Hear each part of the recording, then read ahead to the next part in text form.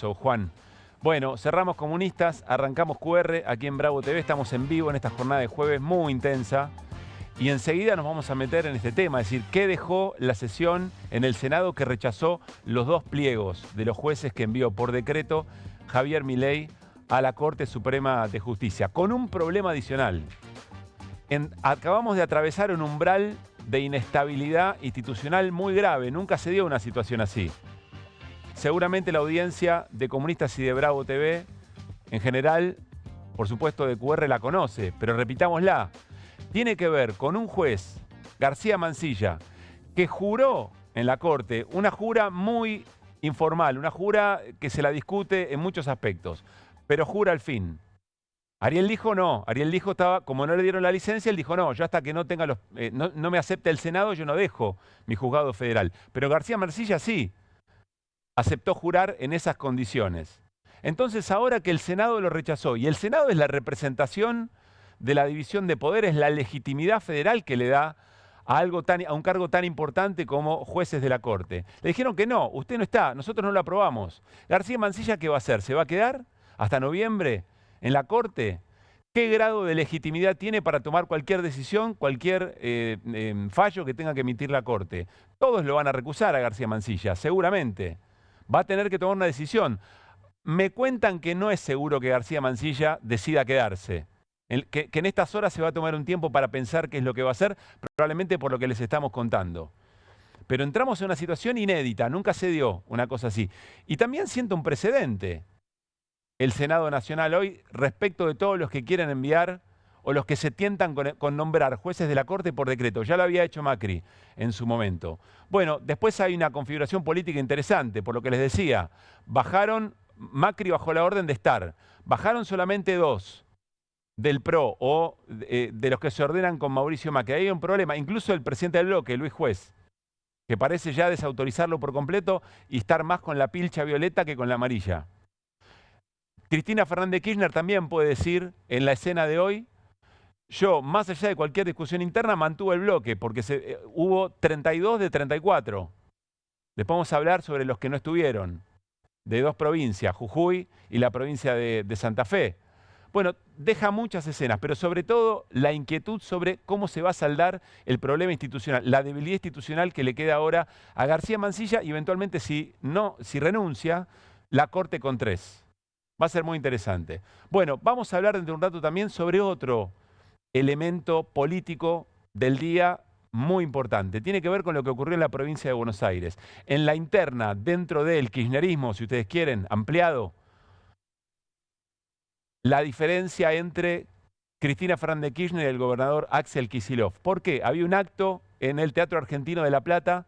Se suponía o alguien decía que Kicillof podría llegar a anunciar allí una decisión, la decisión de desdoblar las elecciones, la nacional y la provincial. Eso no ocurrió y hay quienes leen allí positivamente que se abre un compás de negociación, una más, o que se mantienen las conversaciones. En la legislatura provincial no dieron los votos para una sesión para tratar desde la legislatura un proyecto para que las elecciones sean el mismo día, concurrentes.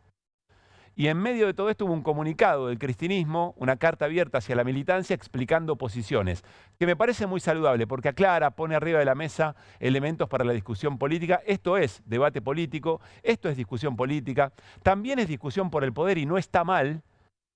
El problema es cuando no se entiende y sobre todo cuando la militancia no termina de entender y la ciudadanía no termina de entender qué es lo que se está discutiendo.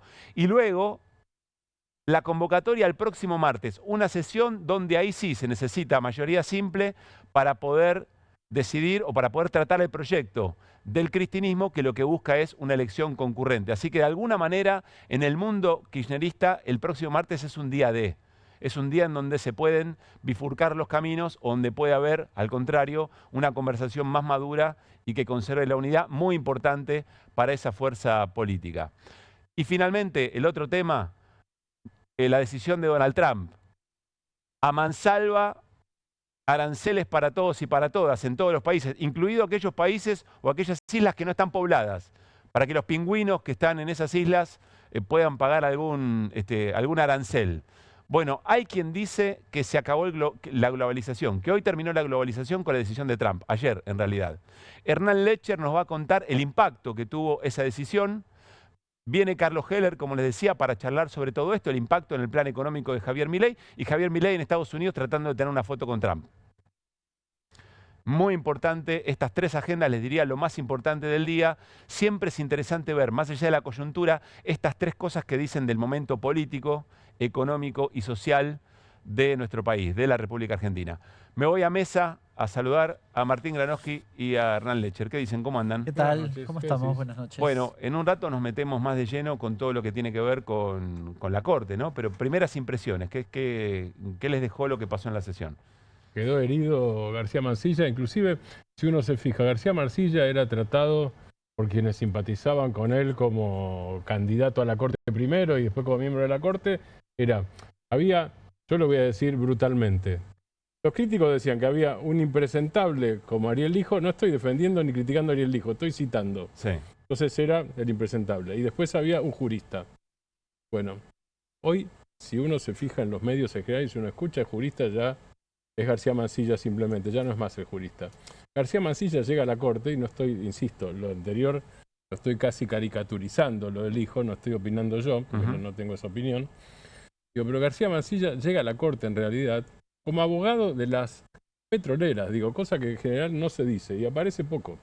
Digo, los antecedentes académicos de García Mansilla son infinitamente menores, más allá de que es decano de la Universidad Austral, sí, que sus antecedentes corporativos como abogado de petroleras, de grandes petroleras. En eso se parece a Carlos Rosenkrantz, en esa parte. Es decir, que García Mansilla, más allá de lo que haga, un García Mansilla devaluado, que es lo que quedó hoy, si se queda o se va no lo sé, pero aún si se queda, quedará evidentemente devaluado y con menos poder. Enseguida vamos con las voces del día y ya lo presentamos a Carlos Heller, que también, como hombre del Congreso, tiene mucho para decir respecto de este tema. ¿Hernán? Sí, dos datos, uno político y uno más, si querés, económico. Sí. El dato político es el PRO votando en contra de Milei, o si querés, el resultado de las disputas que evidentemente se vieron reflejadas en el armado de listas diferenciadas en la Ciudad de Buenos Aires, ahora en una votación en el Senado. Me parece un dato muy importante porque te abre la puerta a un escenario donde el gobierno hasta ahora había, no sé, recuerdo la votación del DNU en diputados, pero el DNU al fin del Fondo Monetario Internacional, que votaron 129. Justo, ¿no? Necesitaban, bueno, 129. Si faltaba uno, no podían. Se abre un escenario distinto. El otro económico, ¿qué piensa el Fondo Monetario cuando ve esto acá? Que siempre habla de seguridad jurídica y demás. ¿Qué están pensando en este momento? ¿Qué ven? ¿No les preocupa que avance con un acuerdo en una Argentina que pasen este tipo de cuestiones? Dejemos la pregunta flotando, es una pregunta muy, muy interesante, porque siempre para el liberalismo la estabilidad o la seguridad jurídica en esos términos, ¿no? Sí, sí. En esos términos es muy importante. Vamos a las voces del día.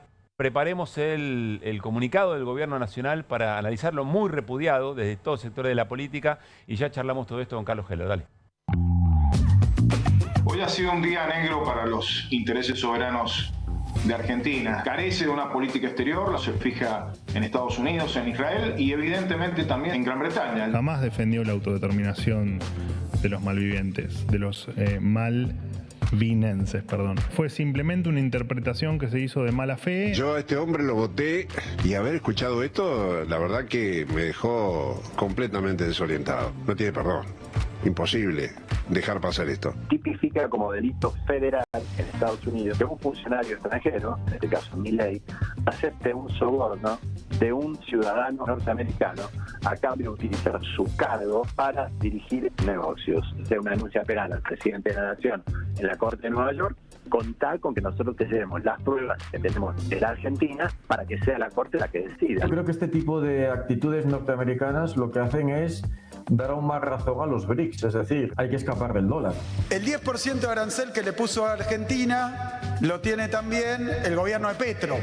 Lo tiene el mismo arancel Lula. Es, según Milei, un comunista, un socialista. Es la comprobación de que la política de sumisión, de se llamaba antes relaciones carnales, no le ha servido a Milei absolutamente de nada. Por lo poco que lo he tratado al doctor García Mansilla, me hago la ilusión de que si el Senado le rechaza el pliego, él va a renunciar al cargo. Me llamó este insolente de Santiago Caputo a la Casa Rosada y me dijo, ya sabemos cómo vas a votar, pero te pedimos que te calles, Francisco. Ya no vamos a tener más jueces. Lo que vamos a tener son vacantes cubiertas por empleados del Poder Ejecutivo. Hemos rechazado el pliego de Mansilla, el que está usurpando un lugar en la Corte en este momento, por más de 2/3. O sea, esto es histórico para el Senado. Tiene de Oz, Cavallo, Macri. Ahora de vuelta siempre terminó mal. ¿Por qué va a terminar bien ahora?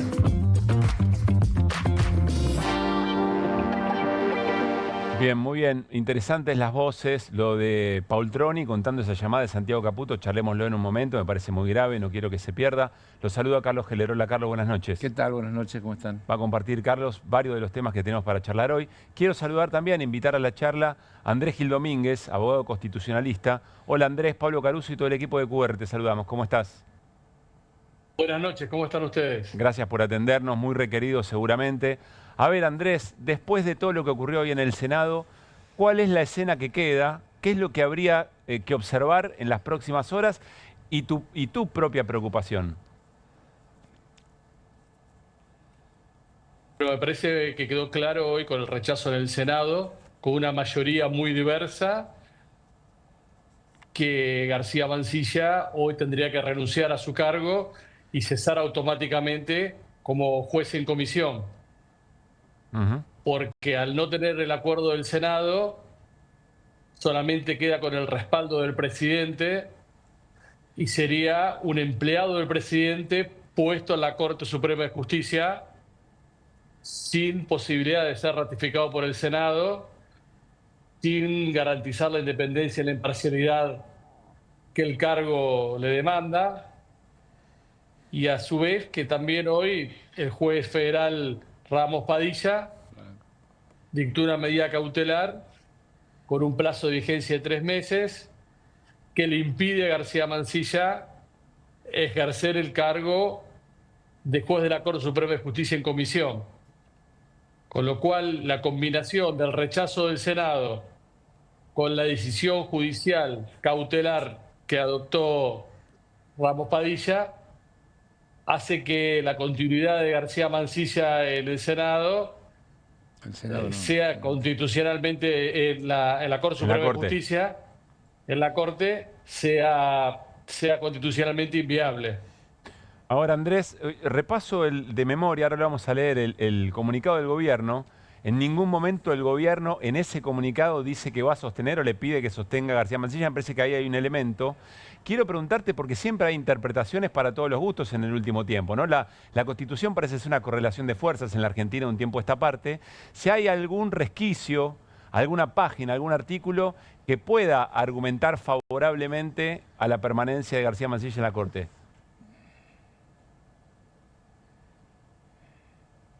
La única posibilidad de sostener que, como fue designado mediante un mecanismo excepcional, que tiene un plazo de duración hasta la finalización del periodo de sesiones ordinarias de este año, y que como este rechazo fue exclusivamente dentro del proceso regular para ser juez de la Corte Suprema de Justicia con estabilidad hasta los 75 años, se podría quedar entonces como juez en comisión hasta el 30 de noviembre. Pero lo que pasa es que esa designación en comisión siempre queda supeditada a que el Senado de la Nación le otorgue un acuerdo. Es transitoria hasta que el Senado de la Nación se expida. Sí. Y hoy el Senado de la Nación se expidió de forma tajante, plural, diversa, en cuanto a rechazarle el pliego y en cuanto a rechazar su condición de juez de la Corte Suprema de Justicia, con lo cual el margen de legitimidad, el margen de validez constitucional que le ha quedado a García Mansilla es mínimo. Podrá quedarse o intentar una resistencia, pero no va a poder ejercer el cargo por la medida cautelar. Y si lo intenta desconociendo la medida cautelar, va a recibir denuncias penales e impugnaciones en cuanto a su cargo en todas las causas que tenga que intervenir. Claro. La última, Andrés. Vamos a suponer que hace toda esta misma lectura, una lectura más política que cualquier otra cosa, García Mansilla, y renuncia. La Corte queda con 3. A ver, ahí puede sostenerse con 3 miembros. ¿Imaginás que rápidamente habrá otro envío de pliegos? Bueno, ¿cómo queda un poco la situación de la Corte y en términos institucionales, ¿no? En este momento tan intenso en la Argentina? Bueno, lo perdimos a Andrés Gil Domingo, estaba medio débil la señal. Le mandamos un abrazo y le agradecemos. Esa pregunta ahora se la traslado a la mesa. Tenemos el comunicado del gobierno y es lo primero que quiero analizar con la mesa en esta noche. El gobierno dice, a través de la oficina del presidente, repudia la decisión del Senado de rechazar los pliegos propuestos por el presidente. Durante el último año tuvieron los senadores a disposición los pliegos de los doctores Lijo y Mansilla, participando en toda instancia del proceso de selección establecida por la normativa. Sin embargo, después de dilatar la votación durante meses, optaron por priorizar la preocupación por sus causas judiciales y la de sus dirigentes en detrimento del funcionamiento de uno de los 3 poderes de la República. Es decir, ahí hay un primer elemento. Dice, lo hicieron, tuvieron la posibilidad de tratarlo, no los trataron. Por eso los mandamos por decreto y ahora priorizan sus causas judiciales. Por primera vez en la historia, el Senado ha rechazado pliegos propuestos por un presidente. Esa es una pregunta que el propio presidente se podría hacer, ¿no? Por motivos meramente políticos y no por cuestiones de idoneidad. Lo que evidencia una vez más que la Cámara Alta es el refugio de la casta política, y ahí arranca, en el Congreso de la Nación, convertido en máquina de impedir. No actúa en favor del pueblo, tiene como único fin obstruir el futuro de la nación. Es evidente que la politización de la justicia representa una amenaza para la democracia, mientras la clase política anteponga su protección penal y no la normalización del sistema judicial. El derecho a la justicia continuará limitado en la República Argentina. Seguirá trabajando el presidente incansablemente para garantizar la independencia judicial y restaurar la confianza del pueblo en las instituciones, etcétera, etcétera. Carlos, arranco por esto. Seguro vos ya venís pensando en otra cosa, pero dame una mirada de este comunicado. ¿Qué dice del gobierno y cómo se mete en esta discusión? Pero es que, como pasa habitualmente, el gobierno tergiversa toda la situación. Porque acá habla de las responsabilidades, de lo que el Senado no hizo, etcétera, etcétera. Volvamos un capítulo más atrás. La Constitución, ya lo hemos hablado esto en relación a otras cuestiones, con sabiduría y dentro del concepto de la división de poderes, fíjate que establece que el nombramiento de los jueces requiere una mayoría especial de 2/3.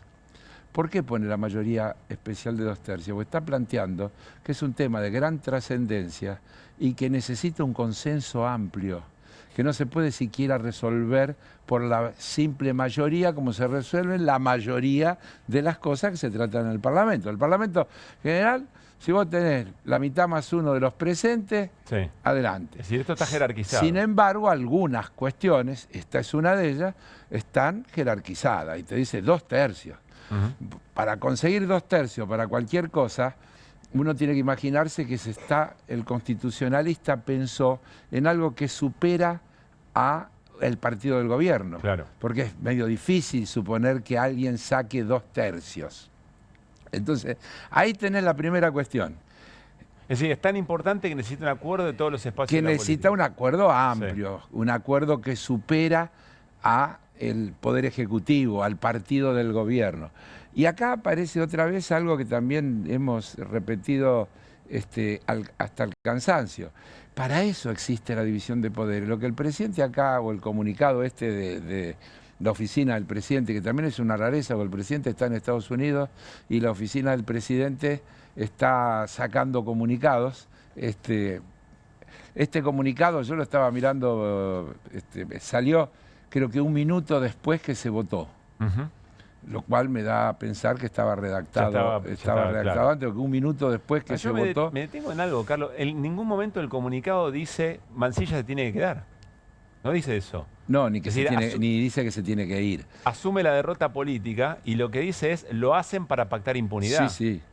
Que otra vez, intenta desviar la atención, porque vos recién estabas preguntando a Gil Domínguez, que es mucho más autorizado que yo para hablar de estas cosas, pero a pesar de las incomodidades, la Corte con 3 miembros puede resolver lo que se le cante. Porque necesita ese número. Es una corte debilitada. Es una corte debilitada, obviamente. Si vos me preguntás, yo creo que habría que ampliar la corte, que la corte 5 es una cosa insuficiente. Y cuando uno mira la cantidad de causas que hay pendientes y demás, podría ratificar eso. Perdón, Carlos, en el comunicado que vos tenés ahí, el que se mostró recién por televisión, el de la oficina del presidente, justamente lo que hace es reconocer que no busca el consenso. Obvio. Claramente reconoce que no busca el consenso. Porque si no se aprueba lo que ellos dicen, está mal, lógico. Es eso. Pero además porque dice... Si no es, buscamos el consenso y no lo logramos, pero dice, no dice eso. Dice una serie de cosas que no son ciertas. O fíjate, por primera vez en la historia el Senado de la Nación ha rechazado pliegos propuestos por un presidente por motivos meramente políticos y no por cuestiones de idoneidad. Acá hay varias cuestiones. Habitualmente lo que sucede es que cuando el Senado no tiene la mayoría, el tema queda ahí, languidece. Un tema similar ha sido el del procurador del Tesoro, ¿no es cierto? Si no hay acuerdo, no se ¿Cuántos años estuvo ahí planteado y no lo pusieron por decreto? No lo pusieron por decreto. Entonces, lo que acá se está soslayando es esa cuestión de fondo. La Cámara, el Senado, tiene una de sus potestades no tratarlo. No tratarlo debería llevar a la reflexión, porque ¿por qué no lo trata? Porque no logra conformar una mayoría. Claro. Y eso es lo que debería generar un diálogo, una reflexión, y a ver por qué no lo aprueban. Bueno, porque tendría que haber mujeres, porque es inusual e inadecuado que una corte de 5 miembros sean 5 varones. Hoy lo mencionó la senadora Taylor Ferry, así es. que era la presidenta, que es la única corte en toda la región que no tiene mujeres. Que no tiene mujeres. Además había 2, porque estaba Carmen Argibay así es. Y Elena Y las 2 que se reemplazaron, claro, se reemplazaron por varones. Entonces ahí tenés un elemento, por ejemplo. Entonces, lo que el Ejecutivo tiene que entender es que la división de poderes es una fortaleza de la democracia y no una debilidad. Y que cuando no logra un acuerdo, tiene que pensar si no tiene que retirar esos pliegos y buscar presentar otros que puedan lograr ese consenso. Y eso es lo que hace al funcionamiento de un sistema democrático con división de poder y con roles. Vos fijate que hay cuestiones. Cuando se trata del presupuesto, la Constitución dice es tema de la Cámara de Diputados. Cuando se trata del tema de los jueces, la Constitución dice es un tema de incumbencia del Senado. Y dice mayoría especial. ¿Por qué? El Senado es la representación federal. 3 representantes por cada uno de los estados que componen la nación. Y entonces se supone que lograr una mayoría de 2/3 tiene que lograr un consenso que muchas veces no es solo político, sino que también tiene que ver con los intereses regionales, sectoriales, etcétera, etcétera. A ver, Carlos, tengo 3 preguntas perdón. Hay un ejemplo histórico de esto. ¿De qué? Que es del consenso para nombrar la Corte, que es el gobierno de Alfonsín. Termina con la Corte de la dictadura y entonces se empieza de cero. Y en ese empezar de cero, básicamente fue en ese momento una negociación entre los 2 partidos mayoritarios. El peronismo y el radicalismo. Sí, pero es otro tiempo también, ¿no? La política navegó por aguas muy raras, muy originales en este tiempo. La ausencia de los partidos, la emocionalidad violenta, el llevarse puestas las cosas. En eso Trump y Milei, ahora vamos a ir a eso, son muy parecidos, ¿no? Parecen llevarse todo puesto. Y ese es un modo efectivo de acumulación política. Sí, o te va mal y te quedas bueno, esa es mi primera pregunta de las 3. Con un ministro herido. Primera pregunta de las 3. Claro. Porque a Milei, al gobierno le viene saliendo todo, es decir, con la ayuda de sus aliados, viene logrando aprobaciones. ¿Cambió algo hoy? ¿Hay un mensaje político? Mira, casualmente, hoy se presentó, ayer se presentó en realidad, un pedido en la Cámara de Diputados de una sesión especial para el próximo martes, que tiene un temario bastante amplio, pero esencialmente alrededor de 2 temas. Uno, los temas que tienen que ver con la comisión investigadora, la citación de las cripto. Del tema de las cripto. Y otro una cantidad de cosas que tienen que ver con la situación previsional, las moratorias, etcétera, etcétera. Voy a decirte quiénes convocan, quiénes hacen el pedido. Pablo Giuliano. Radicalismo o Democracia para Siempre. Germán Martínez. Unión por la Patria. Miguel Piqueto. Encuentro Federal. Maximiliano Ferraro. Coalición Cívica. Oscar Agos Carreño. También. Y después seguimos un montón, yo soy uno de esos firmantes, un montón. ¿Qué nos querés Mazot, decir? Monzó, Manes, Carvajal, Mónica Fein, Paulón, etcétera. Te quiero decir que otra vez acá aparece en la construcción de nuevos consensos alrededor de determinadas cuestiones que van permitiendo construir, por lo menos alrededor de temas concretos y puntuales, mayorías necesarias para poder avanzar en determinadas cuestiones. Esto hace 3 meses, yo te diría, era imposible. Y ahora están firmando juntos un pedido de sesión especial con un temario determinado, que obviamente es un temario que molesta al Poder Ejecutivo porque toma 2 temas muy urticantes, claro. A ver, voy a ver si lo traduzco en jerga futbolera. Además, hoy Heller tiene un día especial, 120 años de Boca, fue vicepresidente. Mirá cómo saltan los compañeros. Como corresponde. Bueno, a ver. Fíjate que ya somos la mitad más 1. ¿A quién incluís? Como mínimo. ¿A Hernán? Otra. No, en esta oportunidad ahí no te voy a acompañar. Todo lo contrario, uno podría decir. Yo me sonrío, te acompaño. Cierto, el otro día me lo presentaste a tu hijo y me dijiste que era de River. Fanático de River. Vamos a pasar por... Esto puede derivar en cualquier otro programa inmediatamente. A ver, voy a la jerga futbolera. Lo que decís es, hasta acá las oposiciones trataban de construir un consenso, pero era palo y afuera. Sí. Hoy en el Senado, muy justito, 37, palo y adentro. Sí, pero ojo, que después hubo 51 votos con uno y 48 con el otro. Sí, ya sé. El tema era el quórum. Sí, pero después del quórum vienen los votos también, cómo vota cada uno. No lo subestimes como No, ahí perdón, además hay otra cosa. Si esto hubiera sido un proceso de juicio político, y el proceso de juicio político comienza por la acusación de la Cámara de Diputados, García Mansilla podría haber sido hoy expulsado de la Corte por juicio político. Si vamos al número, no pasó eso, porque esto es otra cosa. No, pero esto es el Senado, no la Cámara de Diputados. No. Sí. Cámara de Diputados en las proporciones. Cámara de Diputados saca los 2 tercios. Y el Senado... Claro. Resumen, vos lo que decís es, pensemos en la posibilidad de que haya cambiado algo que hace que ahora sí se pueden armar consensos diversos, no solamente para convocar a la discusión, sino para efectivamente llevar a mí no a esta altura no se trata de entusiasmos fáciles. Yo rescato que esto hace 2 o 3 meses no hubiera pasado, porque incluso hubo reuniones que específicamente fueron convocadas sin nuestra participación, aunque luego nosotros sumamos nuestros votos para constituir el quórum, etcétera, etcétera. La amplitud de los firmantes de esta convocatoria a esta sesión especial es también un nuevo dato de las cosas que están sucediendo y que tienen que ver con cómo se va endureciendo la situación económica, política, etcétera, etcétera. Si entiendo bien el espíritu de eso, no hay miedo a una supuesta contaminación de unos contra otros. Creo que ese es el sentido de eso, ¿no es cierto? Vuelvo a repetirte, el orden inclusive firma, empieza, la primera firma es la de Giuliano, la segunda la de Germán Martínez, la tercera la de Pichetto, Ferraro, Carreño, y después Cecilia Moró, Carla Carrizo, Paula Penaca, Emilio Monzó, Sabrina Selva, etcétera, Margarita Stolbizer, que no la nombré. Bien. Bueno, hay que ver qué ocurre eventualmente en la sesión. Debería yo pensar que todos esos firmantes van a estar y van a estar de acuerdo. Está el síndrome Vichy. Está el síndrome Vichy. Es un caso, es muy raro, no, es muy raro. Yo tengo una visión más optimista. Muy bien.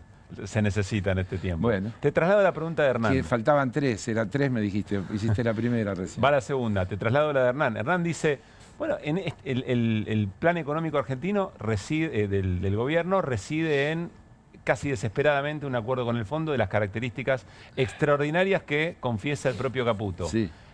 ¿Se observa esto de afuera, esta situación institucional? ¿Importa o no importa? ¿Qué pensás? Me cuesta pensar como el fondo. Yo creo que el fondo, la calidad institucional le importa, pero más que nada le importa el cumplimiento de los objetivos en materia económica que tienen los gobiernos a los que le da crédito. Es decir, si el gobierno hace buena letra y avanza en la reforma del sistema previsional, en la reforma laboral, etcétera, etcétera, etcétera, creo que la calidad institucional queda en segundo plano. Es decir, la seguridad jurídica y la calidad seguridad jurídica queda... importa solamente cuando hay gobiernos que afectan esos intereses. Así es. Bueno, está bien. Eso es lo que yo creo. Ahora nos vamos a meter en el Después tema. hablamos del fondo y si es bueno o malo, pero eso es otra cuestión. Pues yo te contesté estrictamente en el sentido de tu pregunta. Bien, y la última.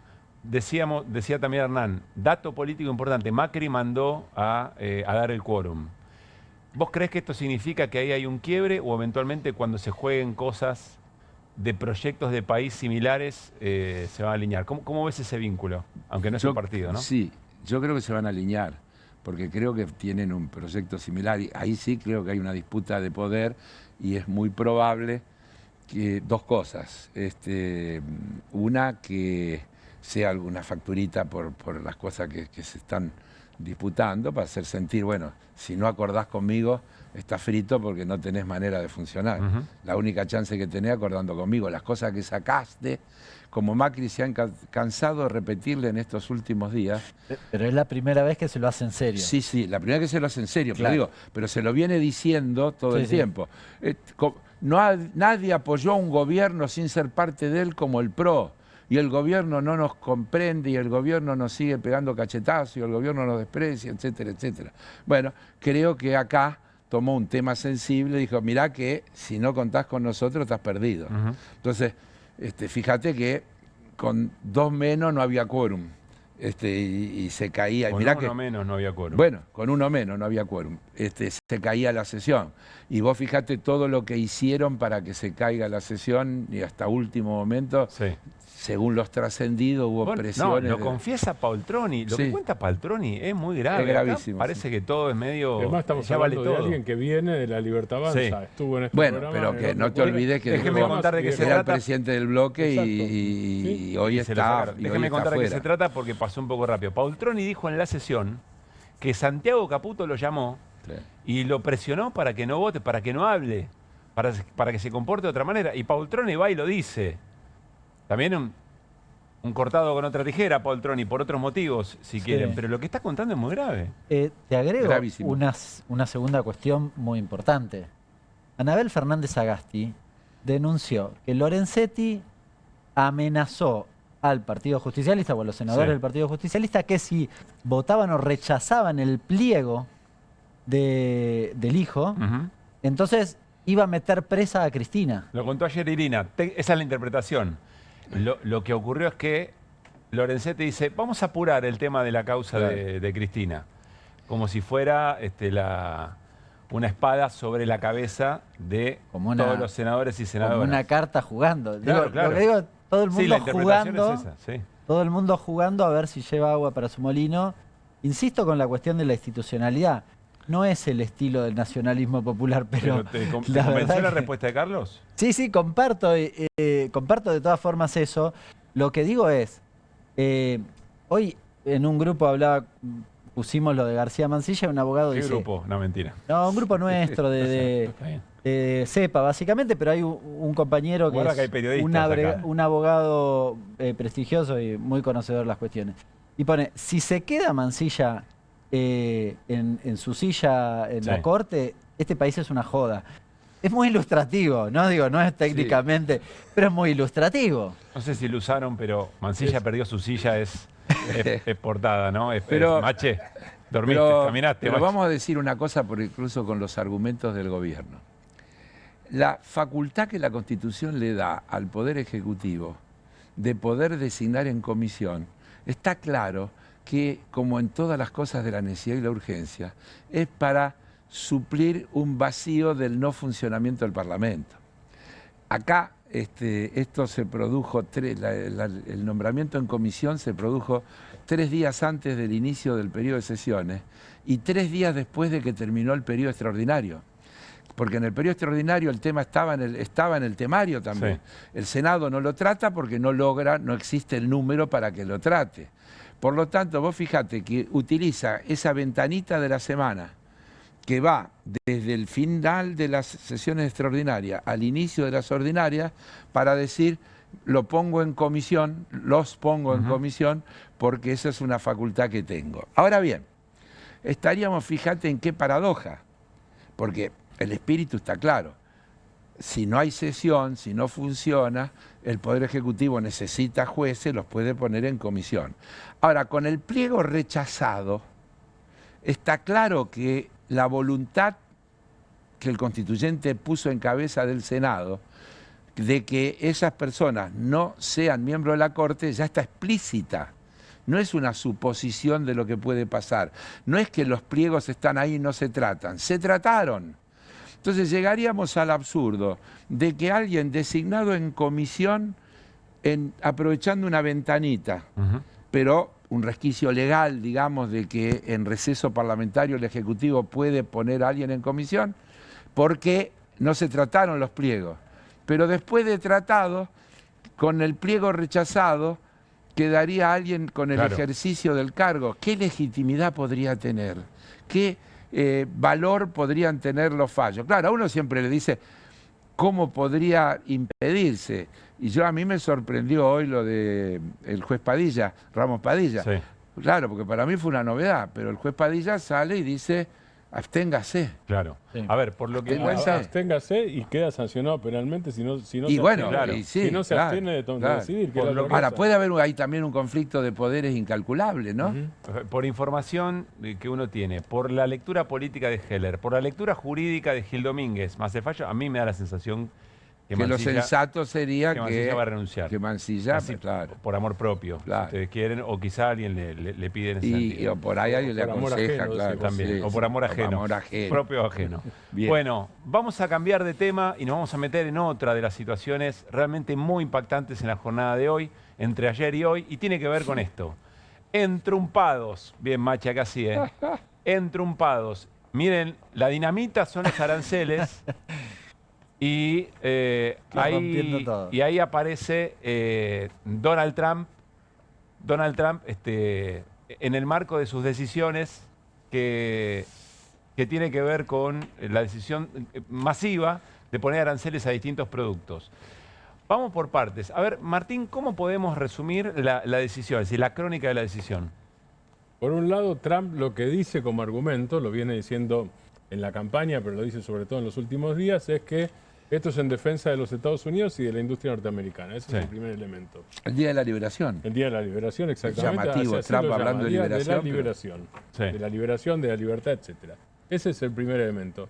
¿Qué dice Trump? Que el mundo vino esquilmando a los Estados Unidos. Sí. Y el mundo son varios mundos. Sí. El mundo es básicamente China para Trump, es básicamente la India, digo, después en todo caso vamos a ver los números de los aranceles que pone, y es básicamente Europa, la Unión Europea.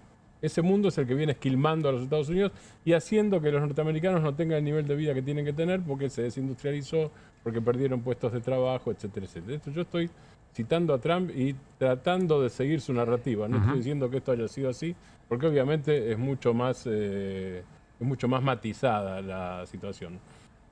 Para revertir esto, dice Trump, entonces yo cambio las reglas. Y las reglas a partir de ahora es aranceles para todos y todas. Para todos los países y para todas las naciones que existen, o casi todas con diferentes niveles. Los mayores niveles son justamente para China, India y la Unión Europea, Vietnam, tenemos las placas. Tenemos las placas, vamos a arrancar por los países por fuera de la región. O si ustedes quieren, por los de... Ahí está. Ahí está. China 54%, India 26%, México 25%, Canadá 25%, Unión Europea 20%, Japón 24%, Vietnam 46%. Y tenemos también lo que ocurrió con la región. Un poco más matizado, como decía Martín Granowski. Las lecturas, la tapa del diario Clarín de la jornada de hoy es muy llamativa. La tapa de Clarín de hoy es: seguimos negociando la compra de Telefónica, ¿no? De alguna manera, porque traslada el espíritu del gobierno del 10% para la Argentina. Así es. Sí. Y lo que dice es, a la Argentina lo benefició. Claro, resulta que también le dio el 10% a los comunistas de Brasil, a los comunistas de Colombia, a los comunistas de Chile. Ahí está la región. Venezuela 15. Ese es un mapa que hizo Juan Manuel Carg. Sí. Mapa muy interesante que puso hoy en Twitter o en X, que es ¿qué pasa con la región? Ahí está. todos 10, salvo Venezuela, casi le Que diría tiene un por 15. razones obvias. Así es. Pero después tenés a la Argentina de la misma manera que Brasil, que Colombia y que Chile, países El gobierno salió a vender con que gobiernos muy distintos. su política exterior la había beneficiado para que solo tenga ese arancel del 10%, cosa que eso desmiente totalmente, ¿no? ¿Hernán? Sí, no sé si la producción tiene unos tweets que publicó la cuenta de Santiago Caputo, que dice que no es su cuenta, esa cuenta Milei Emperador. Milei Emperador, que resume, diría, los 3 ejes que plantea. Mirá, los 3 ejes que plantea el gobierno como éxito. Arranca fuerte. Sí, en realidad ese es el tercero, arranco de abajo para arriba. Dale. Argentina es uno de los pocos países, junto con Inglaterra y algunos más, que se le escapó a la carnicería arancelaria de Donald Trump. Donald Trump. Exacto, me refiero a los aranceles, ¿no? Del Sí. Nuevo Mundo. Falso. Lo acabamos de ver en los mapas. Falso. Llama la atención que ese sea el argumento. Es más, yo escuché... Es muy pueril. Sí, y el segundo, o el del medio, es más llamativo aún. Excelente medida de Donald Trump a favor del libre... Hace un ratito le pasé a Martín Granowski en el celular un chiste, digamos, una especie de meme de Donald Trump leyendo a Aldo Ferrer en un libro. Sí, lo vi. ¿No? Bueno, que Muy tenía bueno. que ver un poco con esto. No tiene... Vivir de lo nuestro. Ese argumento es muy raro. A ver, ¿cómo es el argumento que sostienen? Sostienen algo así como... en realidad... Vamos al tercero, así lo sacamos. Dale. Para los mogólicos, a mí me da vergüenza ajena leer esto, les pido 1000 disculpas. Pero estamos hablando de esta cuenta porque se le atribuye a Santiago Caputo y Santiago Caputo nunca dijo que no era suya. Bueno, yo ayer le tuiteé diciendo me gustaba el Santiago Caputo del 2024 que tenía argumento y del 2025 no, y me contestó haciéndose cargo. Así que... Bueno. Y en general sucede eso, lo digo para que no es que... Para los mogólicos asustados por el 10% de aranceles a Argentina, les sugiero internalizar el modelo mental de equilibrio general para entender que el comercio internacional es en un sentido un juego de suma cero. A ver, en breve Hernán nos cuenta las reacciones respecto en el mundo de esta decisión de Donald Trump, pero Carlos, te quiero preguntar, tu mirada, ahora viene Néstor Restivo y hablamos desde la geopolítica, porque esto se explica desde ese lugar también. Pero Carlos, te quiero preguntar, ¿qué estás viendo en términos de impacto para la Argentina y lo que quieras agregar? No, pero que no solo para la Argentina, el impacto es para el mundo, es decir, hay un cambio de regla. Quisiera decir primero una cosa. En realidad, muchísimas de las empresas que producen fuera de los Estados Unidos y le venden a Estados Unidos son empresas norteamericanas, es decir, de capitales norteamericanos, que van a regiones donde los salarios son más bajos, donde las legislaciones laborales son más flexibles, para decirlo de alguna manera, incluso lo que sucede con México y con Canadá. Es decir, donde las automotrices, que ahora mismo lo lees... En algún momento, Carlos, con China inclusive. Y con China inclusive, claro. Pero yo estaba leyendo el otro día al primer ministro canadiense y decía, son empresas norteamericanas que están radicadas en Canadá, que fabrican autos para venderle a Estados Unidos. A mí eso me trae a la memoria a Bernie Sanders, cuando Bernie Sanders explicaba el mismo problema, y creo que Bernie alguna vez Sanders, que fue candidato republicano. no, demócrata. Demócrata, perdón. Alguna vez fue candidato y perdió la interna con Hillary Clinton. Y él en aquel momento, en aquella campaña, en una intervención que hace en el Senado, dice, Estados Unidos no puede seguir en esta situación, porque dice, y da un ejemplo, dice, este fin de semana fui con mi mujer a los 2 centros comerciales de Delaware. Delaware es el estado del que es Bernie Sanders, y recorrimos todo y no encontramos ningún producto Made in USA. Todo se hace o en Oriente o en Centroamérica. Y esto también es parte de una realidad, es decir, que las corporaciones norteamericanas explotaron. Estados Unidos paga salarios buenos comparativamente, y entonces es más negocio irse a lugares con salarios más bajos. Yo tengo una experiencia personal, una vez que fui a Nike, y me acuerdo cuando era vicepresidente de Boca, estábamos negociando el contrato con Nike. ¿Acá en Argentina? No, en Estados Unidos. Y entonces me llevaron a recorrer y recorrimos una planta hermosa, con una zona donde había un lago y demás. Y entonces en esta planta aquí está la gente de desarrollo estratégico, y acá están los comerciales, y acá están los de logística, y acá están los de diseño, y recorrimos todo, y hasta había un enorme gimnasio, donde la gente hacía gimnasio. ¿Y esto cómo es? No, tienen libertad, cumplen su horario, pero como quieren, es todo. Digo, perdón, ¿zapatillas dónde se hacen? Te juro. Es muy buena anécdota. Pero es verdad. No, todo eso en Oriente. Acá no se fabrica nada. Es muy buena. Claro, Vietnam, Indonesia, ¿no? Claro. ¿La zapatilla dónde se hace? Claro, zapatilla dónde se hace, porque recorrimos todo y no había ninguna fábrica de nada. Bueno, entonces, esto es un poco lo que Trump intenta revertir. Con esto de decir, bueno, aranceles allá, vengan de vuelta a fabricar acá porque le tenemos que dar laburo a los trabajadores norteamericanos. Pero acá me pondría en otra cuestión. ¿Pero cómo? ¿Estado presente o en manos del mercado? Porque según nuestro presidente, sigue a ciegas lo que dice el presidente de Estados Unidos. Pero el presidente de Estados Unidos hizo una cosa al revés totalmente de la que él pregona. Ya vamos a ir, sí. Mirá qué interesante. Damos un segundo antes de cambiar ahí, porque vamos a ir al impacto en Argentina, al impacto global. Ya se suman estos recibos. Vamos a escuchar al presidente estadounidense Donald Trump en el momento de los anuncios y presten atención a las palabras que utiliza para fundamentar la decisión. My fellow Americans, this is Liberation Day, waiting for a long time. April 2nd, 2025 will forever be remembered as the day American industry was reborn, the day America's destiny was reclaimed, and the day that we began to make America wealthy again. We're going to make it wealthy, good and wealthy. Bien, allí estaba Donald Trump casi hablando de independencia económica, básicamente. Hola Néstor, ¿cómo te va? Muy buenas noches. Pablo, buenas noches, gracias por la invitación. Néstor Restivo, periodista especializado en política internacional, muchos años además cubriendo economía, así que tiene una formación que para esto me parece que es ideal. A ver, primera reflexión, Néstor, con lo que estabas escuchando y lo que viste de Trump. Una cosa graciosa que me pareció de Trump, que en un mundo actual con imágenes, con la cosa digital, con gráficos, el tipo aparece con un pizarrón, ¿no? A ver, una especie de pizarrón, eso me llamó un poco la atención.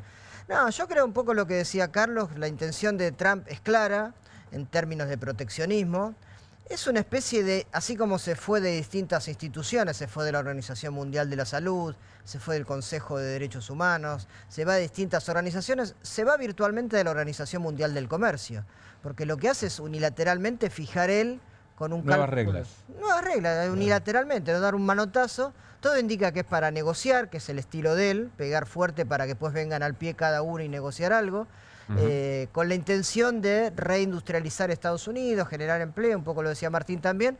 Creo que, falsamente, creo que eso requeriría un plan de desarrollo de muy largo plazo que no se ve. Son medidas, me parece, más que nada para negociar. Hoy charlamos con Eric Alcaño en la radio, también con Néstor, y Eric Alcaño decía, un analista muy importante, ex senador nacional, decía, la caída del imperio no está siendo tan bien conducida, no es tan ordenada. Hernán, ¿qué estás viendo? Y vamos preparando el impacto internacional de la decisión. Una cuestión, después vamos a ir a los datos y demás, pero una cuestión respecto de algo que sucedió ahora 2 o 3 semanas, quizás Ernesto se acuerda mejor, un discurso de Vance, el vicepresidente de Estados Unidos, que hizo una crítica tremenda a la globalización. ¿Pero por qué? Porque dijo, no salió como esperábamos. Porque finalmente los países en vía de desarrollo, me imagino que estaba pensando en China, y si al final hacen los productos mejor que nosotros, lograron, esto no lo dijo con tanta precisión, pero sobrevoló esta cuestión, al final lograron que el diseño sea mejor que el producto original que hacíamos nosotros, con lo cual no nos sirvió eso, porque ¿cuál era el objetivo de la globalización en esa lógica? Bueno, ellos mantuvieron el núcleo, el core del negocio, y finalmente varios de esos países se terminaron quedando con el core del negocio. Entonces, esto para darle contexto a algo que acaba de decir Néstor, que para mí es importante. ¿Quieren patear el tablero? Yo tengo alguna duda. A ver, me debato entre 2 pateadas de tablero. Una es esta que dice Néstor, la de la negociación. Da la impresión que todo camina a que yo te subo los aranceles y entonces después negocio para que vos me bajes los aranceles y entonces gane competitividad. En la práctica esto significa un efecto de devaluación del dólar y por lo tanto un impulso a la producción norteamericana. No descarto que el escenario B de patear el tablero sea una devaluación lisa y llana. Una devaluación del dólar. Del dólar. Sí, sí. No sé cuántos están evaluando eso.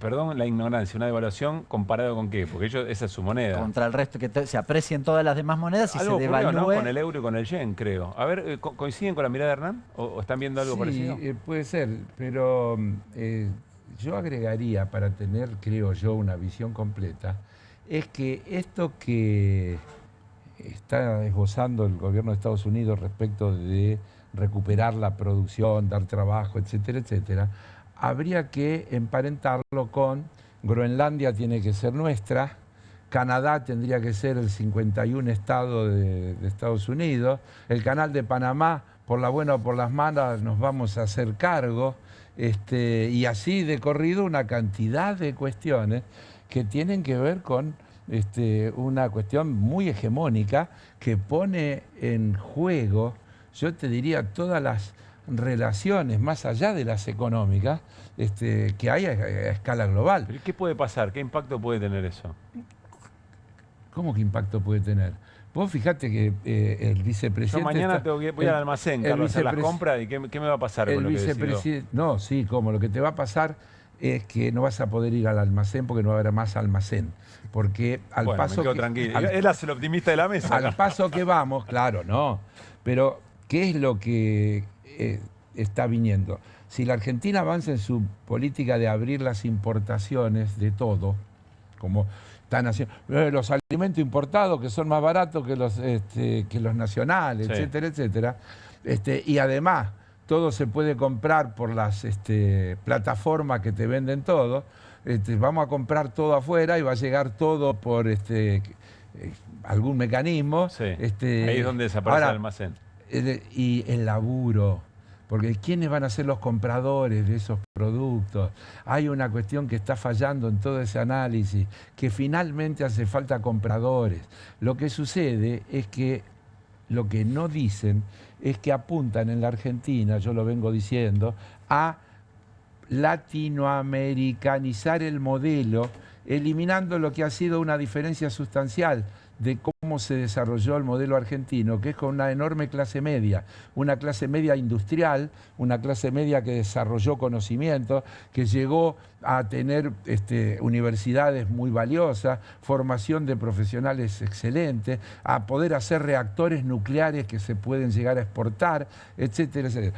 Todo eso hoy está en peligro para ir a un modelo global donde vamos a vender litio, vamos a vender productos agrarios primarios, vamos a vender petróleo en el mejor de los casos o otros combustibles, y lo demás se lo vamos a comprar a ese modelo, a ese mundo globalizado. El modelo argentino dejó de ser, dentro de 30 años vamos a ser como Alemania o como Irlanda, queremos ser como Perú, con todo el respeto por los peruanos, un modelo donde presidentes suicidados, presidentes presos, pero el presidente del Banco Central hace 19 años que está el mismo y que no cambia a pesar de que cambien todos los gobiernos. Muy optimista no es la visión, pero ¿qué querés que haga? Una cosa inmediata, contra la alegría del presidente y de Santiago Caputo, a su vez de su cuenta que no firma Santiago Caputo, lo que hay respecto de la Argentina no es una baja de aranceles. Argentina ya tiene problemas, por lo menos en 3 sectores importantes, que son, para hacer 3 ejemplos, limones, exportación a Estados Unidos, estoy diciendo, ¿no? Limones, aluminio, biodiesel. No hay una baja en esos 3 sectores.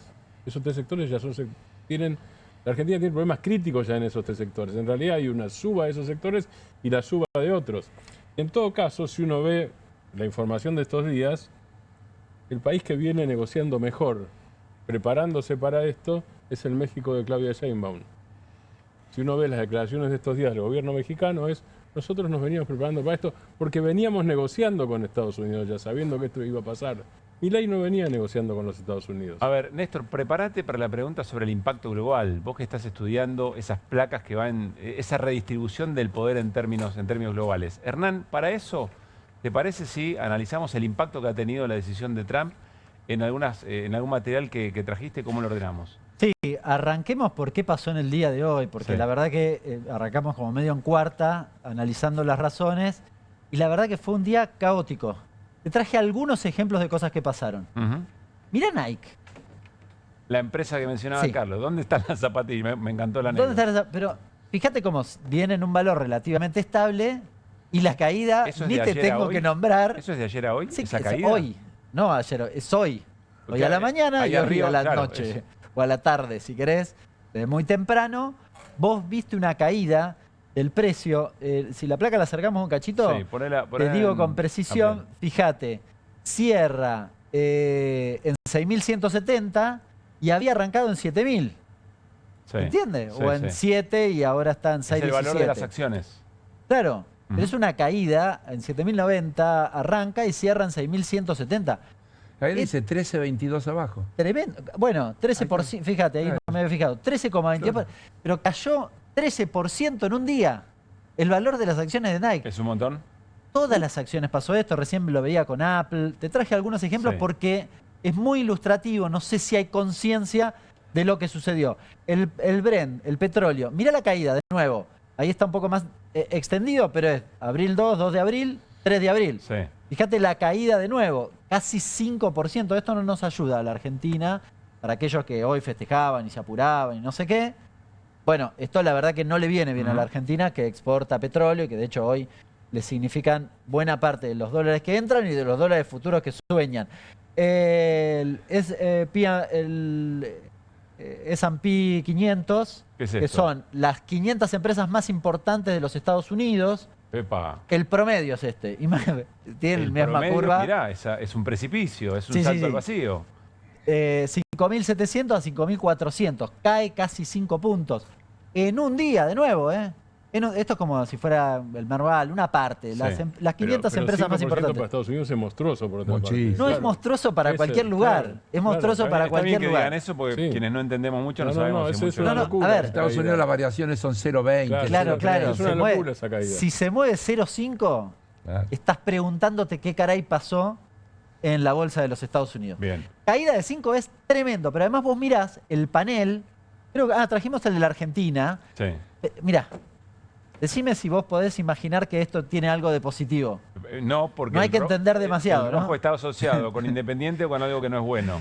Bien. Ver, ¿qué es esto? Él viene a hacer lo mismo. Son todas las caídas. Si te fijas los números, están todos en rojo. Hernán, todos en rojo acá. Hoy vi una información de la evolución de las empresas argentinas que cotizan en Nueva York. Que creo, salvo Mercado Libre, todas en lo que va del año dan negativo. Sí. Salvo Mercado Libre, todas las demás dan para abajo. Y el dato, recién lo veía también, YPF ha caído de manera sustancial. Bueno, hoy además cayeron mucho, fíjate, YPF cayó 4%. Es decir, son caídas muy significativas. A ver, no te lo hice en dólares. Me arrepiento de no haberte hecho el valor en dólares de la caída del valor de las acciones de Nike. Bien, recién leía, Apple perdió en un día, por la caída de su valor, 250.000 millones de dólares.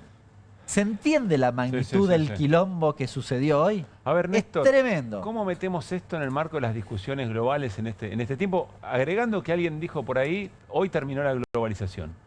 Y en parte yo creo que es cierto. A ver, el mapa grande yo lo veo de esta manera. Hay un mundo que estalló, que es el mundo post-Segunda Guerra Mundial. El orden liberal, llamémosle, que tuvo dos grandes etapas. La primera muy contaminada por la Guerra Fría, hasta que cae la Unión Soviética, y después de la caída de la Unión Soviética, un orden liberal mucho más hegemonizado por el imperio. Eso se destruyó. Frente a esa destrucción hay dos opciones, me parece a mí, en el panorama geopolítico actual. Uno es el que tienen los países en desarrollo, los países más pobres, los países que heredaron todo el movimiento del tercer mundo, el sur global, como se le dice, cuya vanguardia o el comité central son los BRICS, aún con sus contradicciones. Lula, Putin, Xi Jinping, la India, que cuando hay un conflicto entre Israel y Gaza o entre Rusia y Ucrania proponen planes de paz, proponen multilateralismo, proponen una multipolarización, diversidad, y respetan aquel orden, porque no patearon el tablero, están en el FMI, están en Naciones Unidas, están en la Organización Mundial del Comercio, pero se sienten subrepresentados y van construyendo otra institucionalidad. Un mundo post-orden liberal ordenado. Esa es una opción. La otra opción es la de Trump. Estados Unidos en su decadencia quiere, con este personaje, hacer estallar todo. Ellos son los que patean el tablero. Y ese capitalismo a ultranza, que tuvo en la democracia una especie de bandera durante muchos años, hoy está desnudo. Ya no le sirve a esas élites, la democracia no le sirve más. Entonces eso implosionó. Pero ¿y esto qué tensiona? ¿Tensiona solo comercial? ¿Tensiona militarmente? Es un poco lo que decía Carlos también. Estados Unidos en su declive, que yo creo que es cierto, es mucho peor todavía el europeo, pero Estados Unidos está en un declive. Se trata de fortalecer en su zona de influencia, en el norte con Groenlandia, con Canadá, con México, y por lo menos garantizarse lo que siempre considero propio, que es nuestro hemisferio. Entonces está la defensiva, pero rompiendo con todo lo demás. Mientras que la otra opción es fin del orden liberal, vamos hacia otra cosa, no sé cómo se llamará, pero mucho más ordenado y más equilibrado. Néstor, vos que conocés bien China y la economía china, a diferencia de la Guerra Fría, donde Estados Unidos y la Unión Soviética no estaban entreverados, no estaban imbricados financieramente, Estados Unidos y China sí lo están. Claro que porque China tiene bonos del Tesoro norteamericano, por el tema de las el mayor tenedor de bonos del Estado americano. ¿Cómo juega eso en este conflicto? Bueno, pero está intentando, se informa poco, ¿no? Pero hace menos de una semana se reunieron los líderes de China, de Japón y de Corea del Sur, que son, se supone, aliados de Occidente, y empezaron a trabajar una zona de libre comercio. A mitad de abril van a viajar a Vietnam, a Hanoi, Xi Jinping, los países europeos y otros países asiáticos, a ver qué hacen con todo esto. Es decir, el mundo reacciona ante esta locura unilateral y violenta. Los europeos están tomando medidas de diverso tipo también. También, porque va a haber reacciones de todo tipo. ¿No? Igual digo, es una escalada, ¿no? Yo, a ver, en términos concretos, también para pensar qué le pasa al mundo y qué le pasa a la Argentina con esto. Hay dos efectos muy groseros, si querés, e inmediatos. Primero, la caída de la actividad, y la otra, la tendencia al alza de los precios. ¿Se entiende? Es decir, son un problema muy serio, porque todo esto que vemos ahí, ¿qué hace? Bueno, yo invierto menos, tenés menos guita para... Claramente vas camino a una recesión. De hecho, una de las discusiones que hubo hace unos 10 días atrás, un poquito más, creo que se reunió la Fed, la Reserva Federal. Ya habían llevado a precio las dudas de lo que podía significar la aplicación de aranceles. Pero la habían llevado una parte, decían, bueno, está negociando. Porque en realidad Estados Unidos ya le había aplicado a México y a Canadá y después se los dejó suspendidos. Pero había dicho, bueno, el 2 hago todo. Para ser preciso, el 9 se aplica en serio. O sea, viene una semanita repicante. Bien. Ahora, todo esto ya había significado una especulación. Cuando vos veías la Fed de Atlanta, te decía, bueno, va a haber una caída de la actividad de 4 puntos. Tremendo, pero tremendo. Es decir, lo venían viendo y esto abre un montón de problemas, desafíos. Si la caída de la actividad o el comercio a nivel internacional es significativa, la Argentina no sale indemne. Yo estos que festejan, están locos. No sale indemne. Después te dice, lo de Santiago Caputo, dice, bueno, es de suma cero. ¿Qué quiere decir? Dice, no, como a nosotros nos pusieron 10 y a China le pusieron más, nosotros en términos relativos quedamos mejor. Maestro, nosotros no hacemos microchip. No vamos a poder cubrir las exportaciones que hace China en el mercado estadounidense. ¿Es cierto eso? Brasil tal vez, nosotros no. No, y además pasa otra cosa, estas caídas de acciones que mostraba Hernán. ¿Por qué se da? Imagínate que hay decenas, centenas de miles de empresas que tienen proyectado el año, cuántos containers les iba a mandar a tal país o a cual otro, qué comercio iba a ir en esta dirección y en esta dirección, cuánto se iba a importar, cuánto se iba a exportar. Este desbarajuste arancelario, si se concreta, es un cimbronazo fenomenal, por eso caen tanto las acciones. Tienen que replantearse los planes corporativos, insisto, miles y miles de actores.